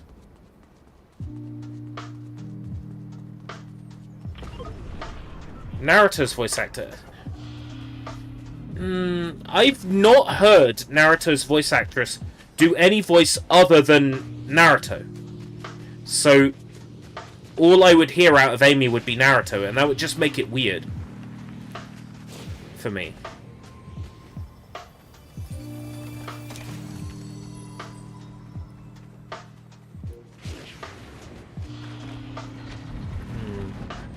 Amy, yeah, you'd be unlikely to get her, but my want list is basically Lisa Ortiz.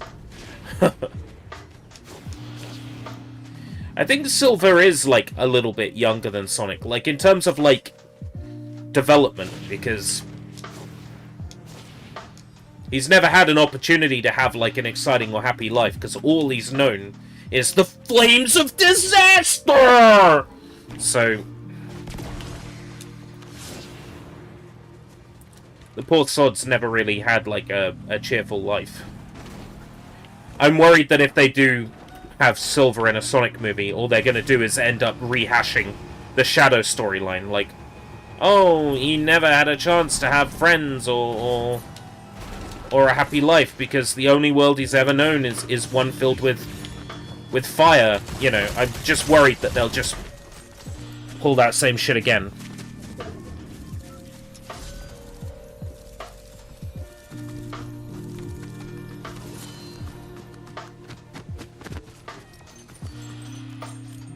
Dan Green? I think Metal Sonic would be a lot more effective if Metal Sonic did not speak. But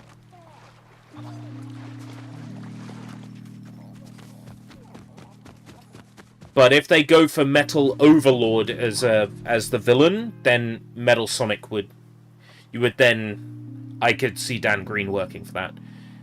But I'm thinking they would go for a celebrity, because otherwise they would just go for voices that the characters already have. Pre-existing voice talents. Tails was sort of irreplaceable. Colleen O'Shaughnessy, it's hard to replace her. But if they can get a famous actor or actress, especially one that's up for it, then they're gonna do that.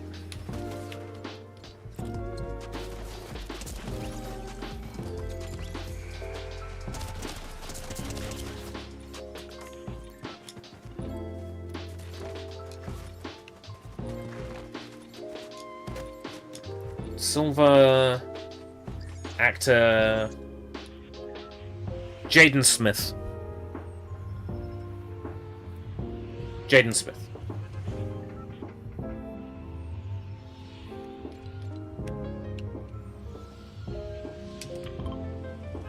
I'm just thinking back to Neo Yokio.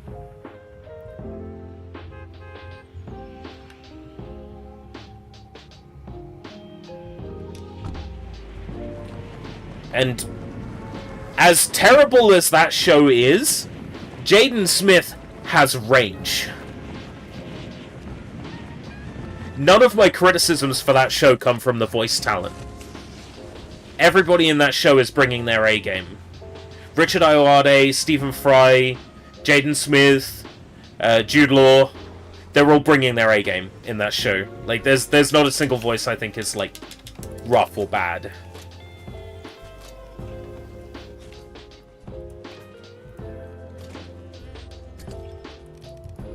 Is there another winter investigation? There is! Hey!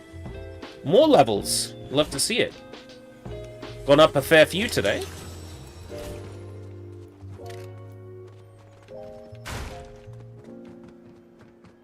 Find the secret files for Sergeant Winter's Naughty or Nice list. Where are we in Winter Quest? This is the last case. Naughty or Nice list. They are in Foxy Floodgate.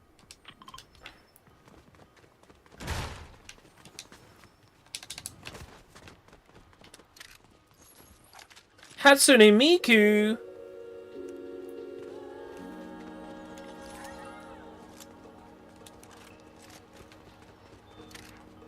Domino pizza!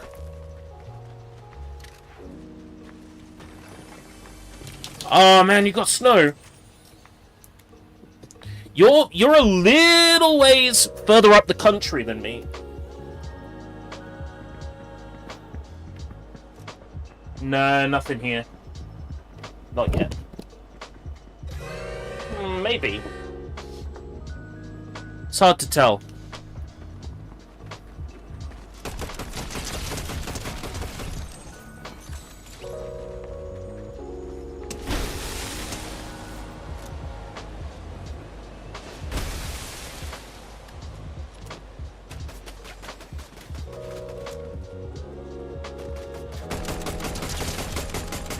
I mean, there's rain due in 2 hours. So even if I get snow here, it's gonna rain and wash it all away. Because it's gonna rain from midnight to basically 6 AM. So any snow is not gonna stay, except maybe stuff that's on top of cars or under awnings or places where rain can't easily get to. I don't see any evidence of snow. Not yet. I'm sure I would see the snow. I'm sure that the light pollution would bounce off it. But I'll keep an eye out, because I do want some birthday snow. That'd be great. Right. I'm going to shut that window before I forget about it.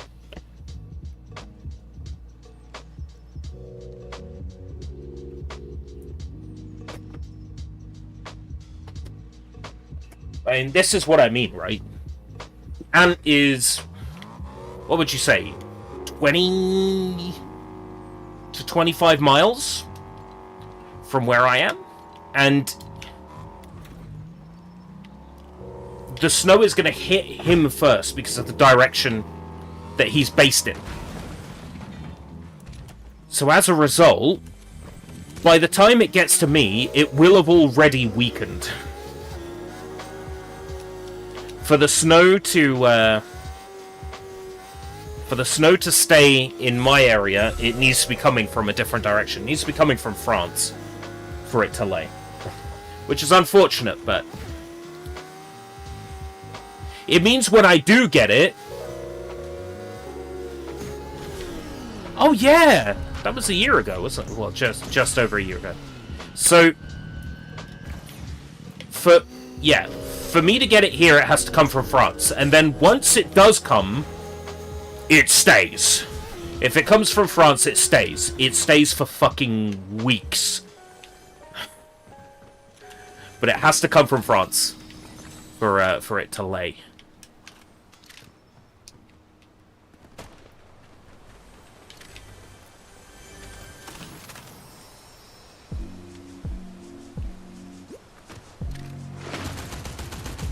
These things I need, are they in the water?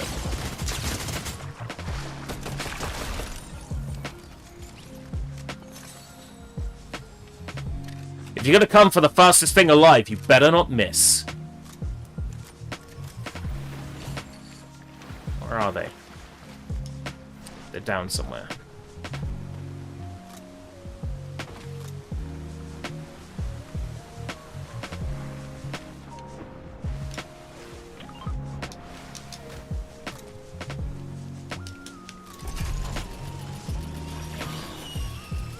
There we go.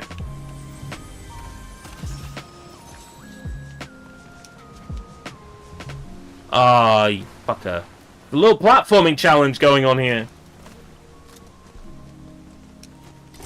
Sonic.exe. There was a little bit of that going on with that framing with that Metal Sonic shot.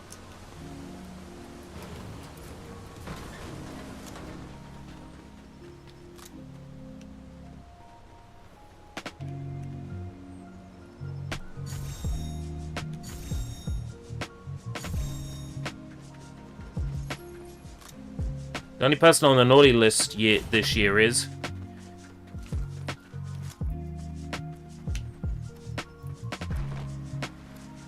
Noir.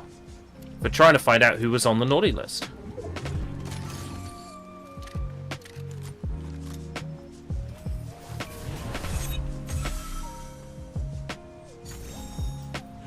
Sergeant Winter himself? What's he doing on the naughty list?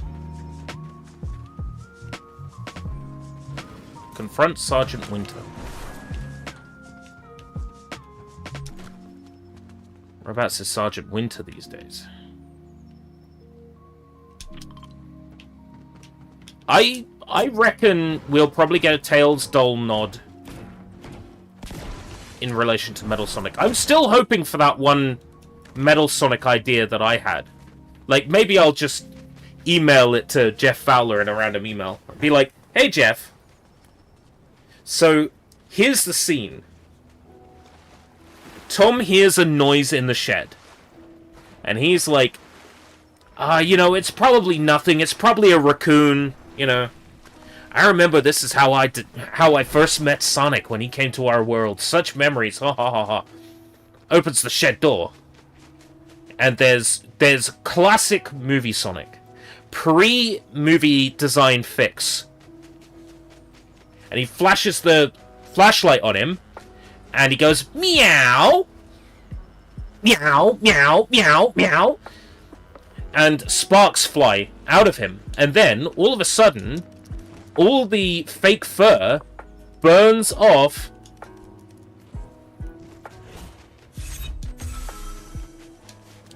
And it reveals Metal Sonic underneath.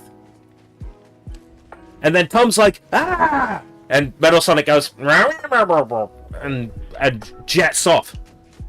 He's like, come on, Sonic, pick up, pick up. Meanwhile, Sonic's trying to chat up Amy. I think there's some strength in this. Right, Winter investigation is done. Minato Hakaru? Crack enemy shields at Knife Shift Forest, Magic Mosses, or Rolling Blossoms Farm. Crack enemy shields? That seems like a lot, doesn't it? Collect boons. Collect a Void Oni in different matches. Give weapons to an Earth Sprite. Hit opponents with melee weapon. Destroy rocks with melee weapons. That I can do.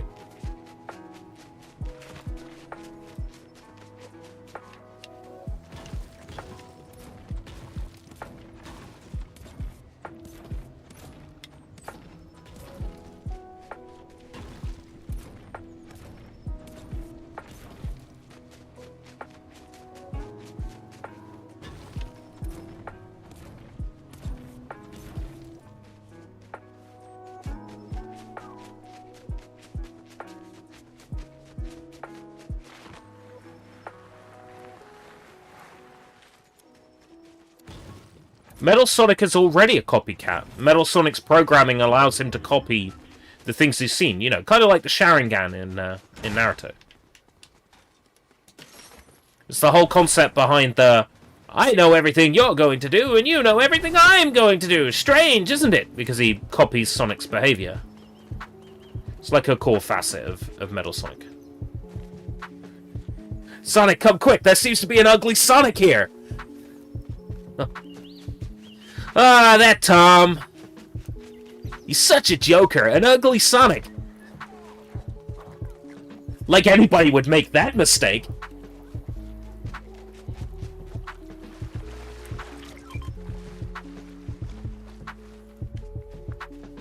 It writes itself. It really does.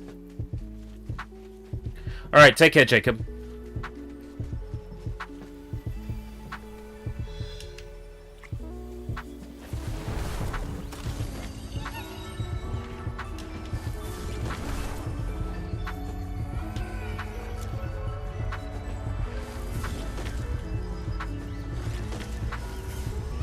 Right, it's in different matches. What a boon. Oh, never mind. No, I have to pick up the boon. Ooh, shit. I have to pick up the boon for it to count. Alright, take care, Ant.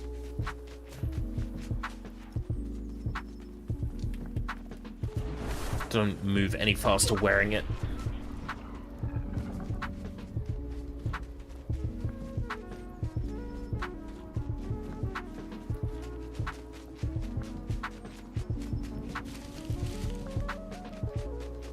How do I get up onto those platforms?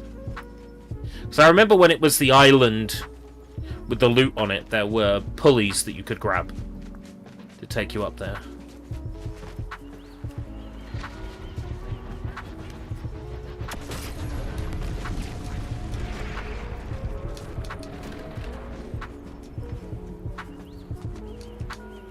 I'm not seeing pulleys.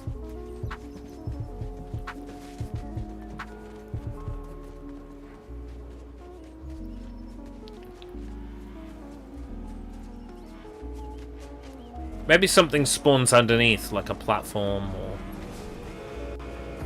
Oh, there's these little air circles, isn't there? Why don't you come out?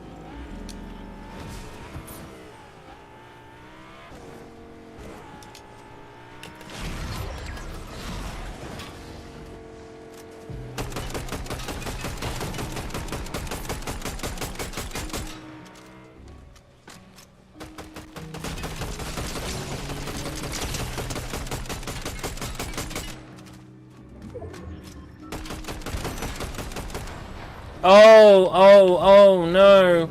Oh no. Oh no. Oh, sucks to be you. Sucks to be you. They actually quit out before they had a chance to see my bullshit. Right. Defeat Shogun XL. Oh, this guy.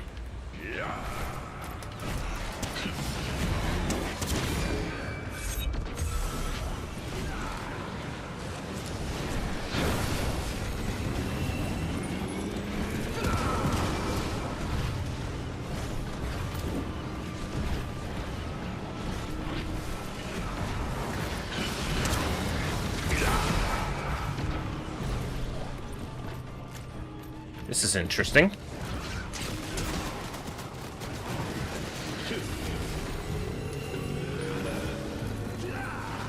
Getting shot at by some asshole on a tree who's not playing along.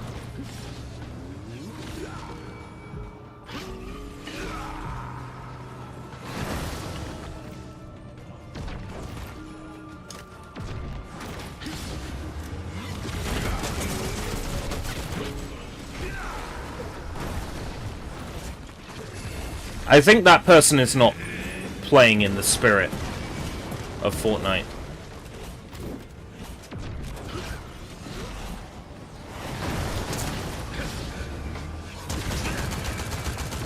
Because it's the new year, I'll let it slide this time, but you're on thin fucking ice, Fred01204880. I know what you did.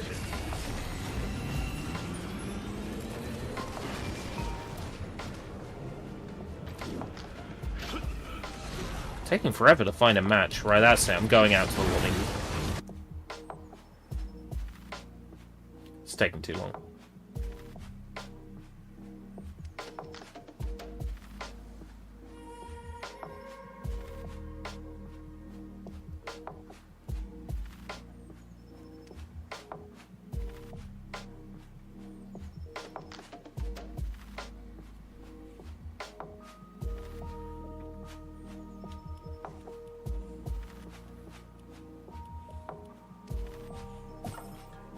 Nice.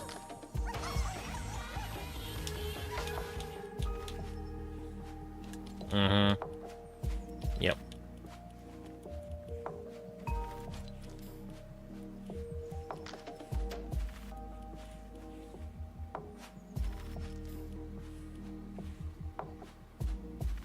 Oh, that's cool.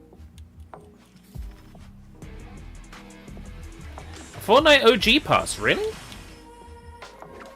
These must be free rewards in the pass.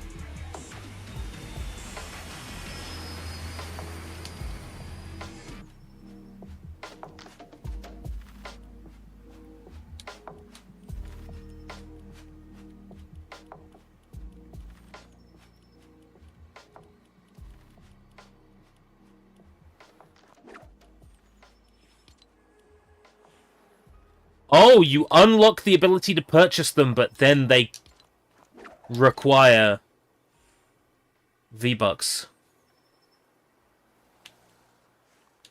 Well, here's the thing. I don't care that these were rare skins that were once available a long time ago.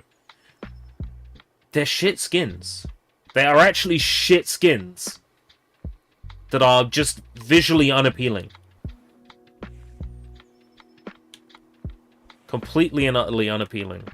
There is no risk of me buying those.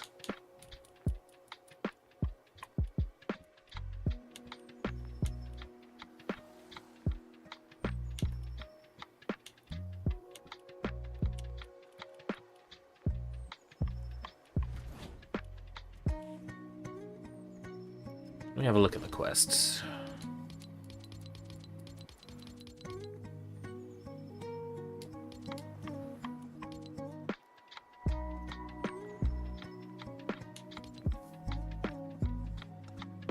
Hit an opponent with the Typhoon Blade while on a motorcycle. That's a big ask.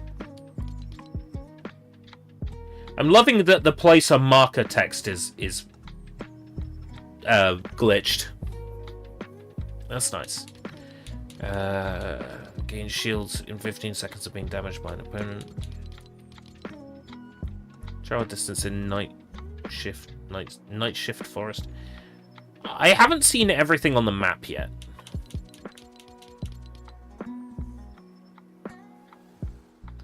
There's 40k up for grabs if I do one more quest. And I'll probably get one more quest, at least one more quest done in the next match with collect a mask in different matches. Travel distance in this place.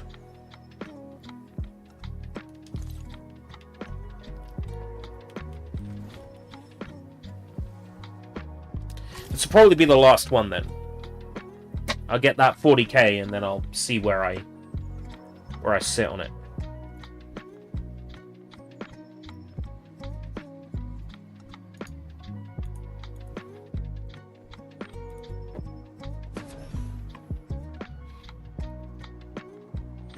Might actually get to bed a reasonable time tonight. That'll be unusual. Want to charge up my meta quest. Get Action Hero installed. Because I've got an obligation for that. To be fair, Action Hero, written it down, 15th of February is the deadline for that. Onogoro is the 18th of January. So maybe charge up the headset and check out Onogoro tomorrow morning. To play that and get a feel for it. And then I think Onogoro, because it's a Japanese developed game, I'll make it a Sushi Bites. So I'll bring the Sushi Bites humor.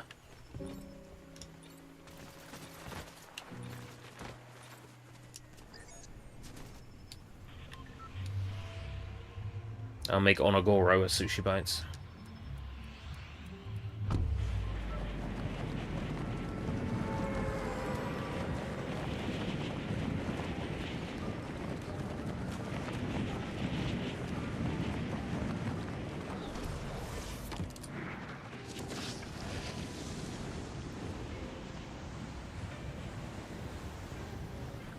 Does this not count as traveling distance in Night Shift Forest?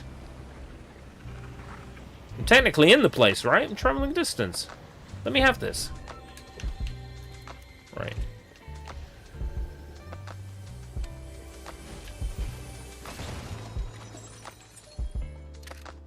I got a gun.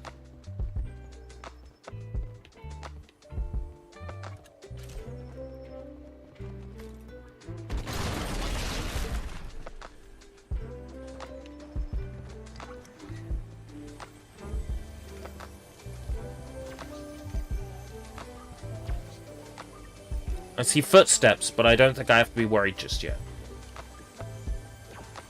They feel close now.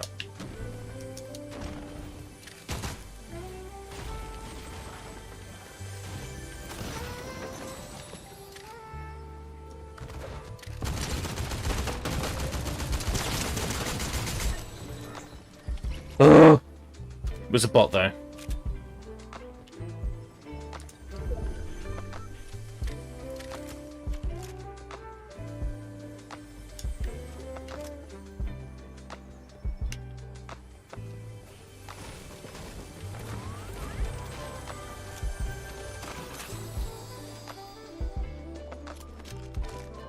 Submachine gun.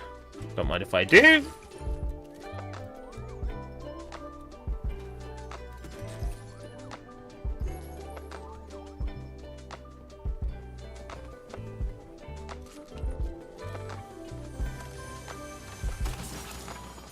I was going to open up the voice lobby, wasn't I?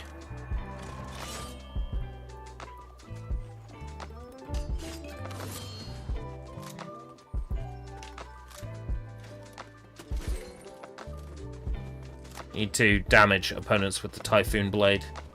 And eliminate opponents with the Typhoon Blade.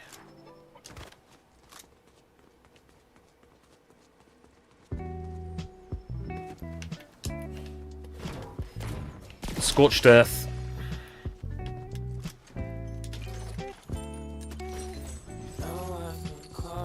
Oh, I wasn't expecting lyrics.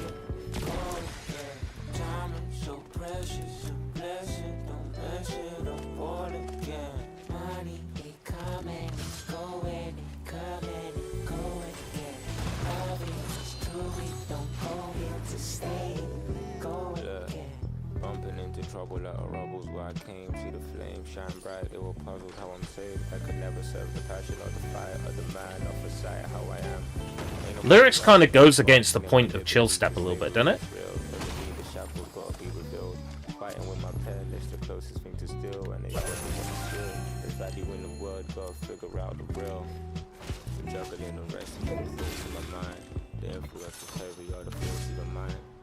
Still persuading like I'm needing a dime. Like my people ain't be dying over gold in the mines. It's funny, right?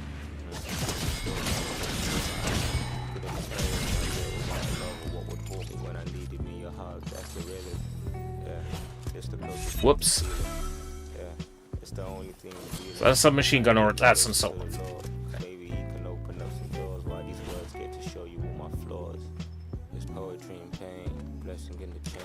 Pictures I could paint, yeah. It's poetry and pain, blessings in a chain. Pictures I could paint, yeah. It's poetry and pain, blessing in the chain. Pictures I could paint, yeah. Poetry and pain, blessings in a chain. Pictures I could paint. There we go. Survive. Travel distance. Oh, it's Cora! And I just caught her. Ooh. Right, that's 3 opponents with a... Wasn't that a quest? 3 opponents with the blade?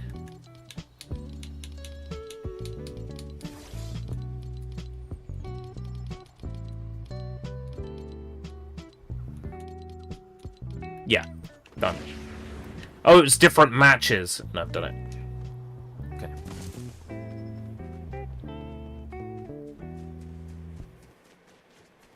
Right, I guess I'll unlock more stuff on the map then. Whiffy Wharf.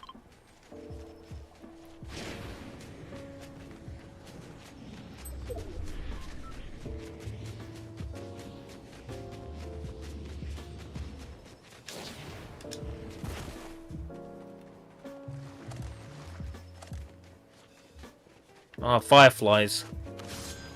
But I can't jar them and throw them.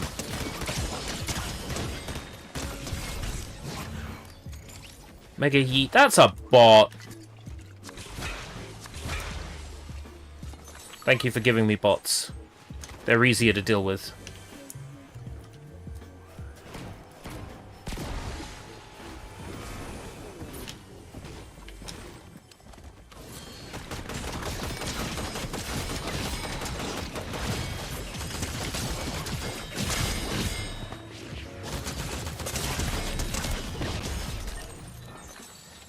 Oh my god! Make it stop! Everybody's after me!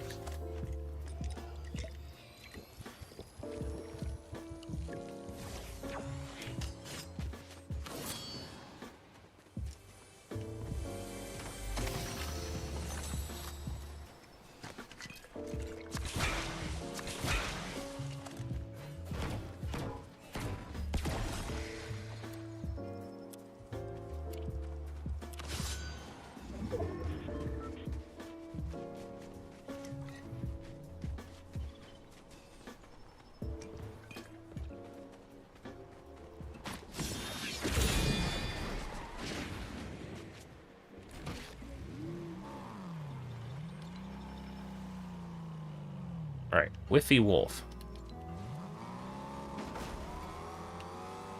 It's this way.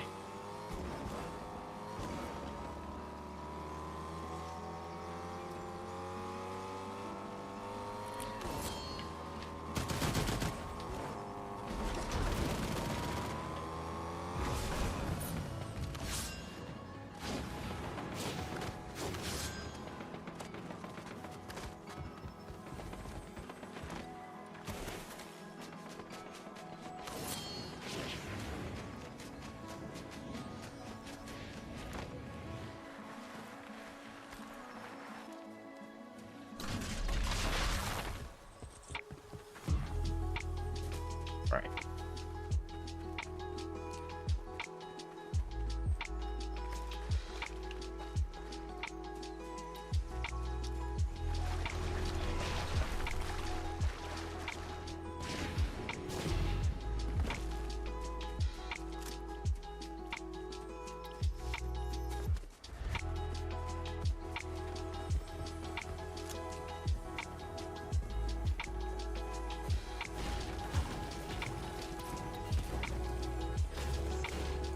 Upstairs, then. Chug Splash.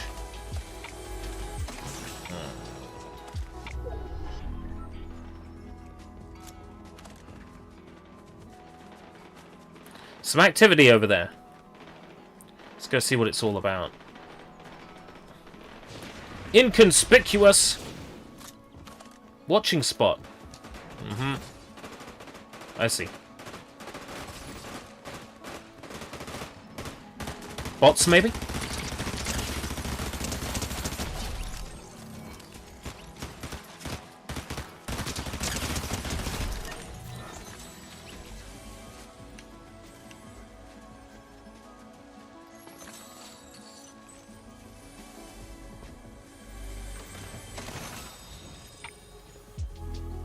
Oh, treasure maps are back.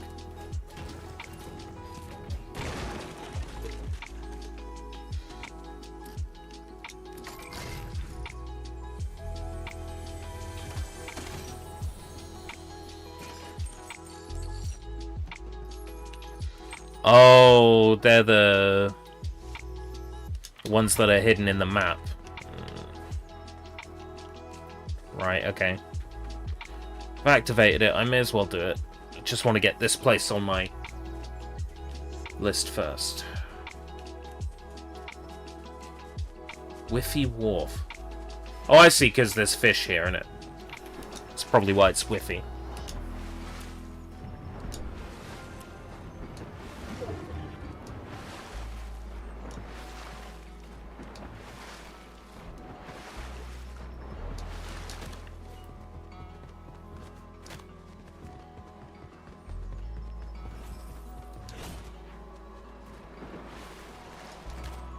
Doesn't appear to be a lot of activity around here. Cash register hasn't been taken. There's a whole bunch of chests around here that haven't been opened. Hey, it's Sushi Sunshine! Because this is a special Brain Rot edition of the Escape Route stream, we have a special Brain Rot sped up version of the Sushi Sunshine jingle. Sushi Sunshine, Sushi Sunshine. Because, you know, the people who play Fortnite, they can't pay attention to something for more than like 5 seconds, so in order to keep them invested, I only made that clip take 2 seconds.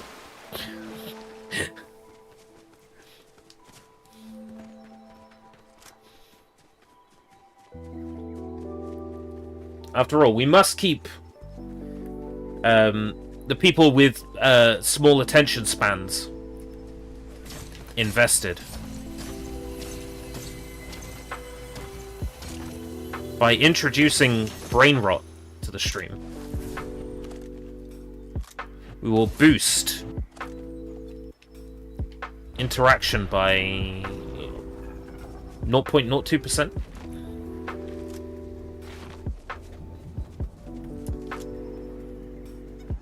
Oh, back in Twinkle Terrace. I could have fucking known about that. Oh, I see ya! I see you. Come back! You come back here, you little fucking shit. Where is it? 100 meters away. Alright. I can throw them. That's cute.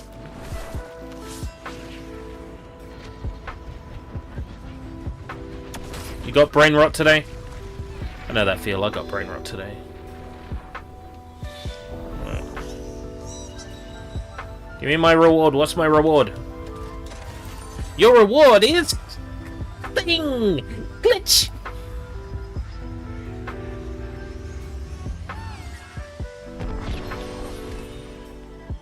Wind boon.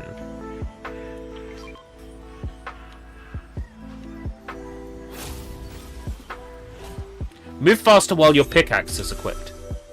That's legit. Not super amazing, but hey, I'll take it.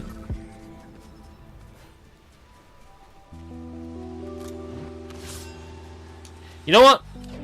Let's try the boss again.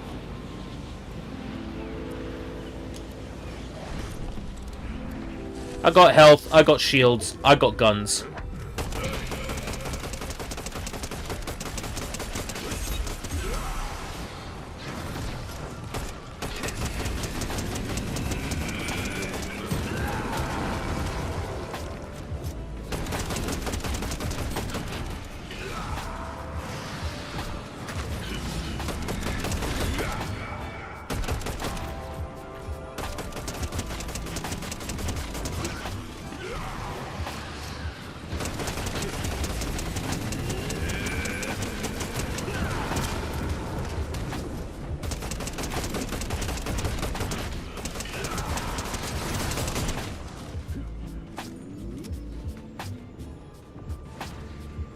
Where is he? It's over there!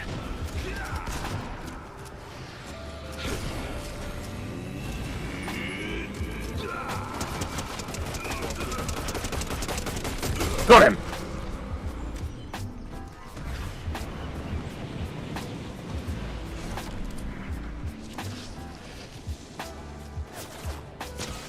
He drops a legendary sword. What's a new mask? Ah! It just wait for you to kill the boss and then they kill you. It's just not fair. It's not in the spirit, damn it. It's not in the spirit of Christmas. Christmas, only a week away.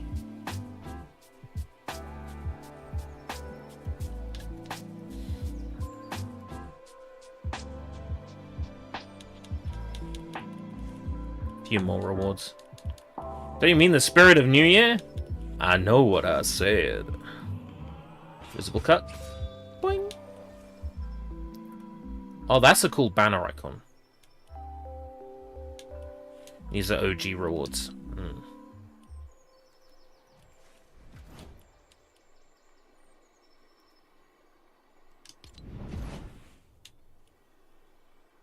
So I'm confused. It says get OG pass, right? But I'm still unlocking... Oh, I see.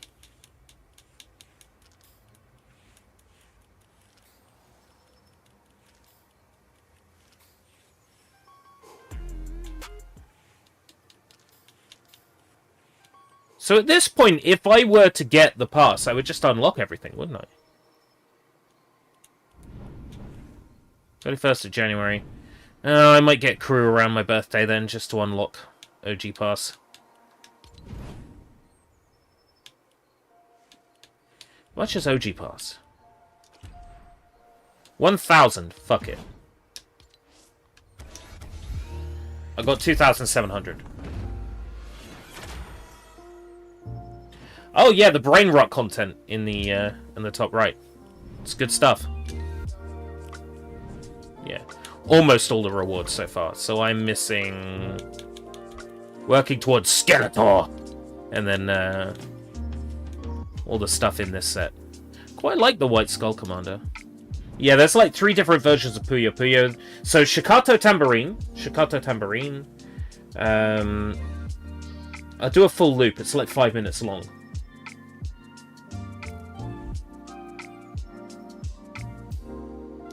That is Gensokyo Survivors, which I streamed recently.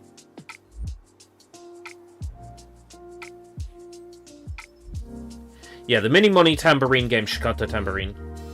Gensokyo Survivors. Bakeru.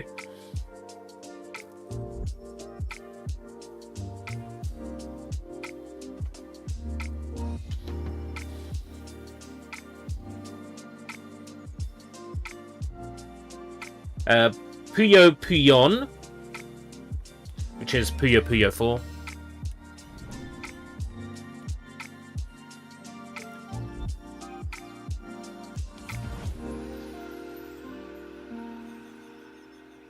Unlocks on 17th of Jan. So cool. Disney's Dancing Museum for the Nintendo 64. That is the Puffy Ami Yumi game. I think it's called Puffy I Love You for PlayStation 1. That minigame has you shooting cans in the correct order by size. That is Bleach Soul Resurrection. Or Bleach Soul Ignition, as it's known in Japan. Now that Puff Daddy's going to jail, hopefully, maybe Puffy can call themselves Puffy again. That is Hatsune Miku. That is one of the Hatsune Miku games on Vita. Not sure which one. Actually, judging by the input, it's like Project Diva X. That is Sega Golden Gun, which is a House of the Dead clone set in China.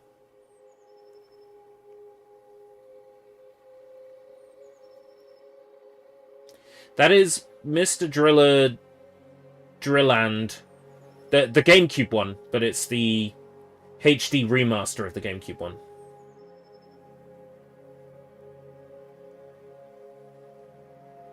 That is Naruto Rise of a Ninja for Xbox 360.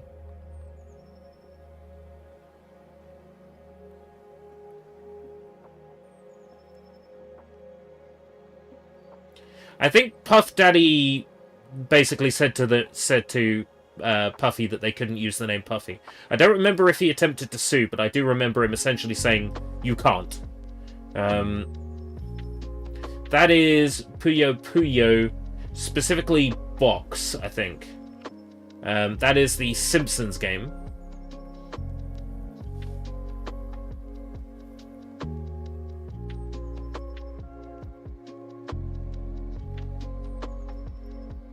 That is Matt Hazard. Eat Lead, The Return of Matt Hazard.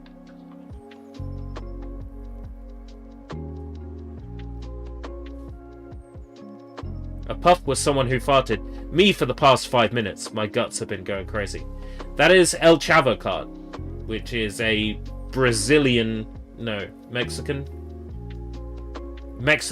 Xbox 360 and PlayStation 3 game. Based on a popular Mexican cartoon. That is My Hero Academia One's Justice 2. And that was some gameplay where Roizen and I were farming the online win achievements. Because it's something like 200 wins. That is Cruisin' for the Nintendo Switch. Cruisin' Blast. Which is fantastic, by the way.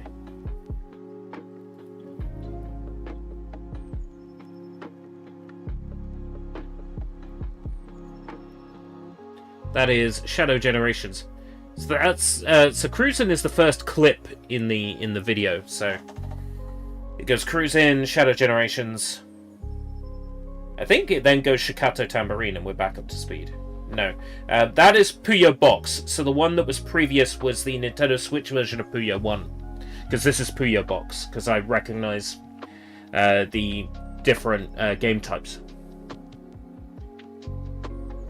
And that puts us back to Shikato Tambourine. Yeah, not bad. Basically, enough different looking games to keep someone, like, invested in the corner of the screen. So they don't even have to look at the Fortnite gameplay. They can just look at the pictures in the top right.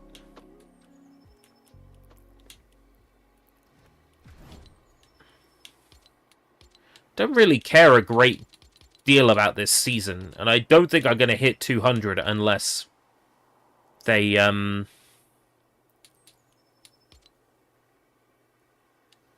really do something with the XP. Like if there's a nice big creative XP glitch that I can use. Apparently, Fortnite were cracking down on people who used XP exploits this season, which is just another reason to stop playing.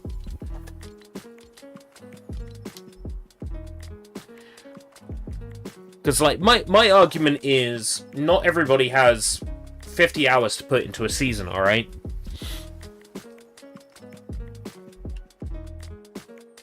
Like, I've been playing for 2.5 hours, doing just story quests, and that's the only reason why I've shot up to level 39, is I've just been doing story quests. If I was just getting the experience playing normally, at this speed I wouldn't be leveling up anywhere near quick enough. And the festival level ups are not fast either. And now all the daily quests are shared across one game mode instead of being separate. Before, when they were separate, you were encouraged to play different modes. But now you're not encouraged to play different modes, because there's only one set of dailies, regardless of which mode you're playing. Which is just, it's bad.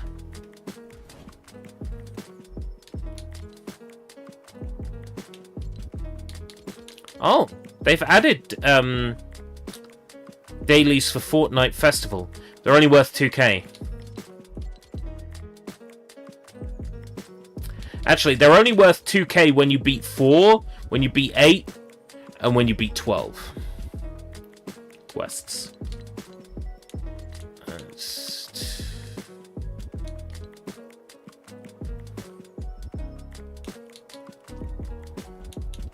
How long have I got on the weekly? Complete 5 weekly quests.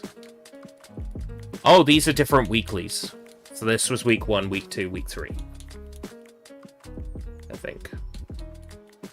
I'm sure I've missed out on a ton of XP, but, you know.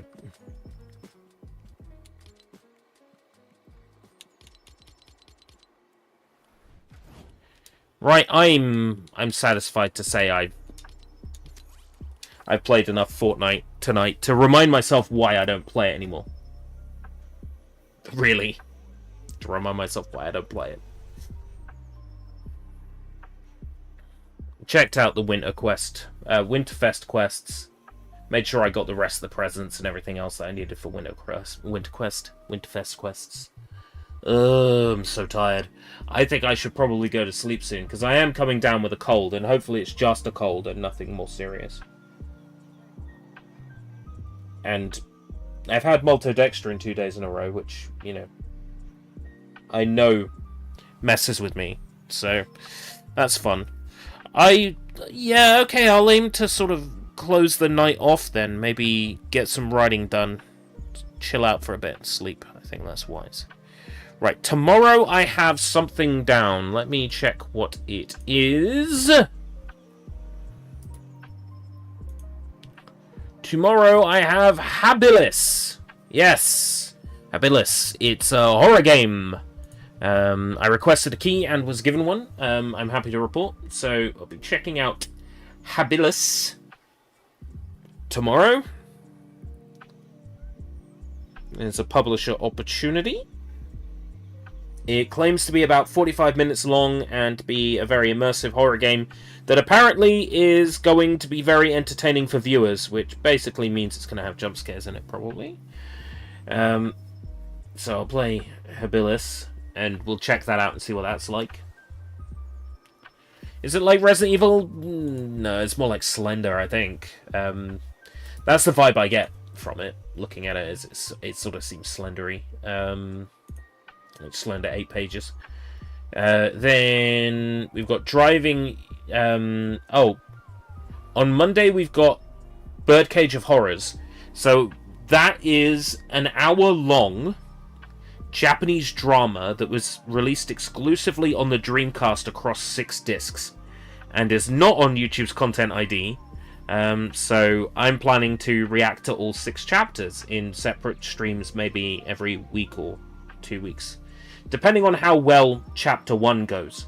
So watching a film and reacting to it, I've got the ads turned off for that, so you should be able to watch it without interruption.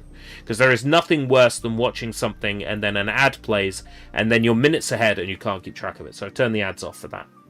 And then following that, I've got Driving is Hard down for the 7th.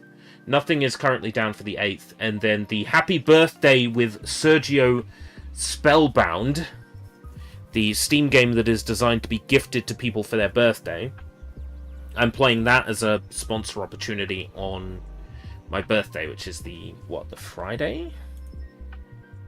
I'm not keeping track. The Thursday. So there's nothing down for the Wednesday yet. Don't know what I'm going to do. I think there is a good chance that on my birthday there might be something happening in the evening. So although Sergio Spellbound is down for 8 o'clock, it might end up happening at like 1 o'clock in the afternoon, whenever I've got an opportunity to deal with it. Alright, that's it. That's the end of the stream. That's it. Yeah, Japanese drama released exclusively on Dreamcast across, I think, 6 discs. And some madmen ripped the videos out, added subtitles, and then repackaged the game so you can watch it with English subtitles. That's what we're gonna do. Exciting. Alright. Thank you very much for coming. Until next time, if we live that long, take care, everybody. Bye-bye.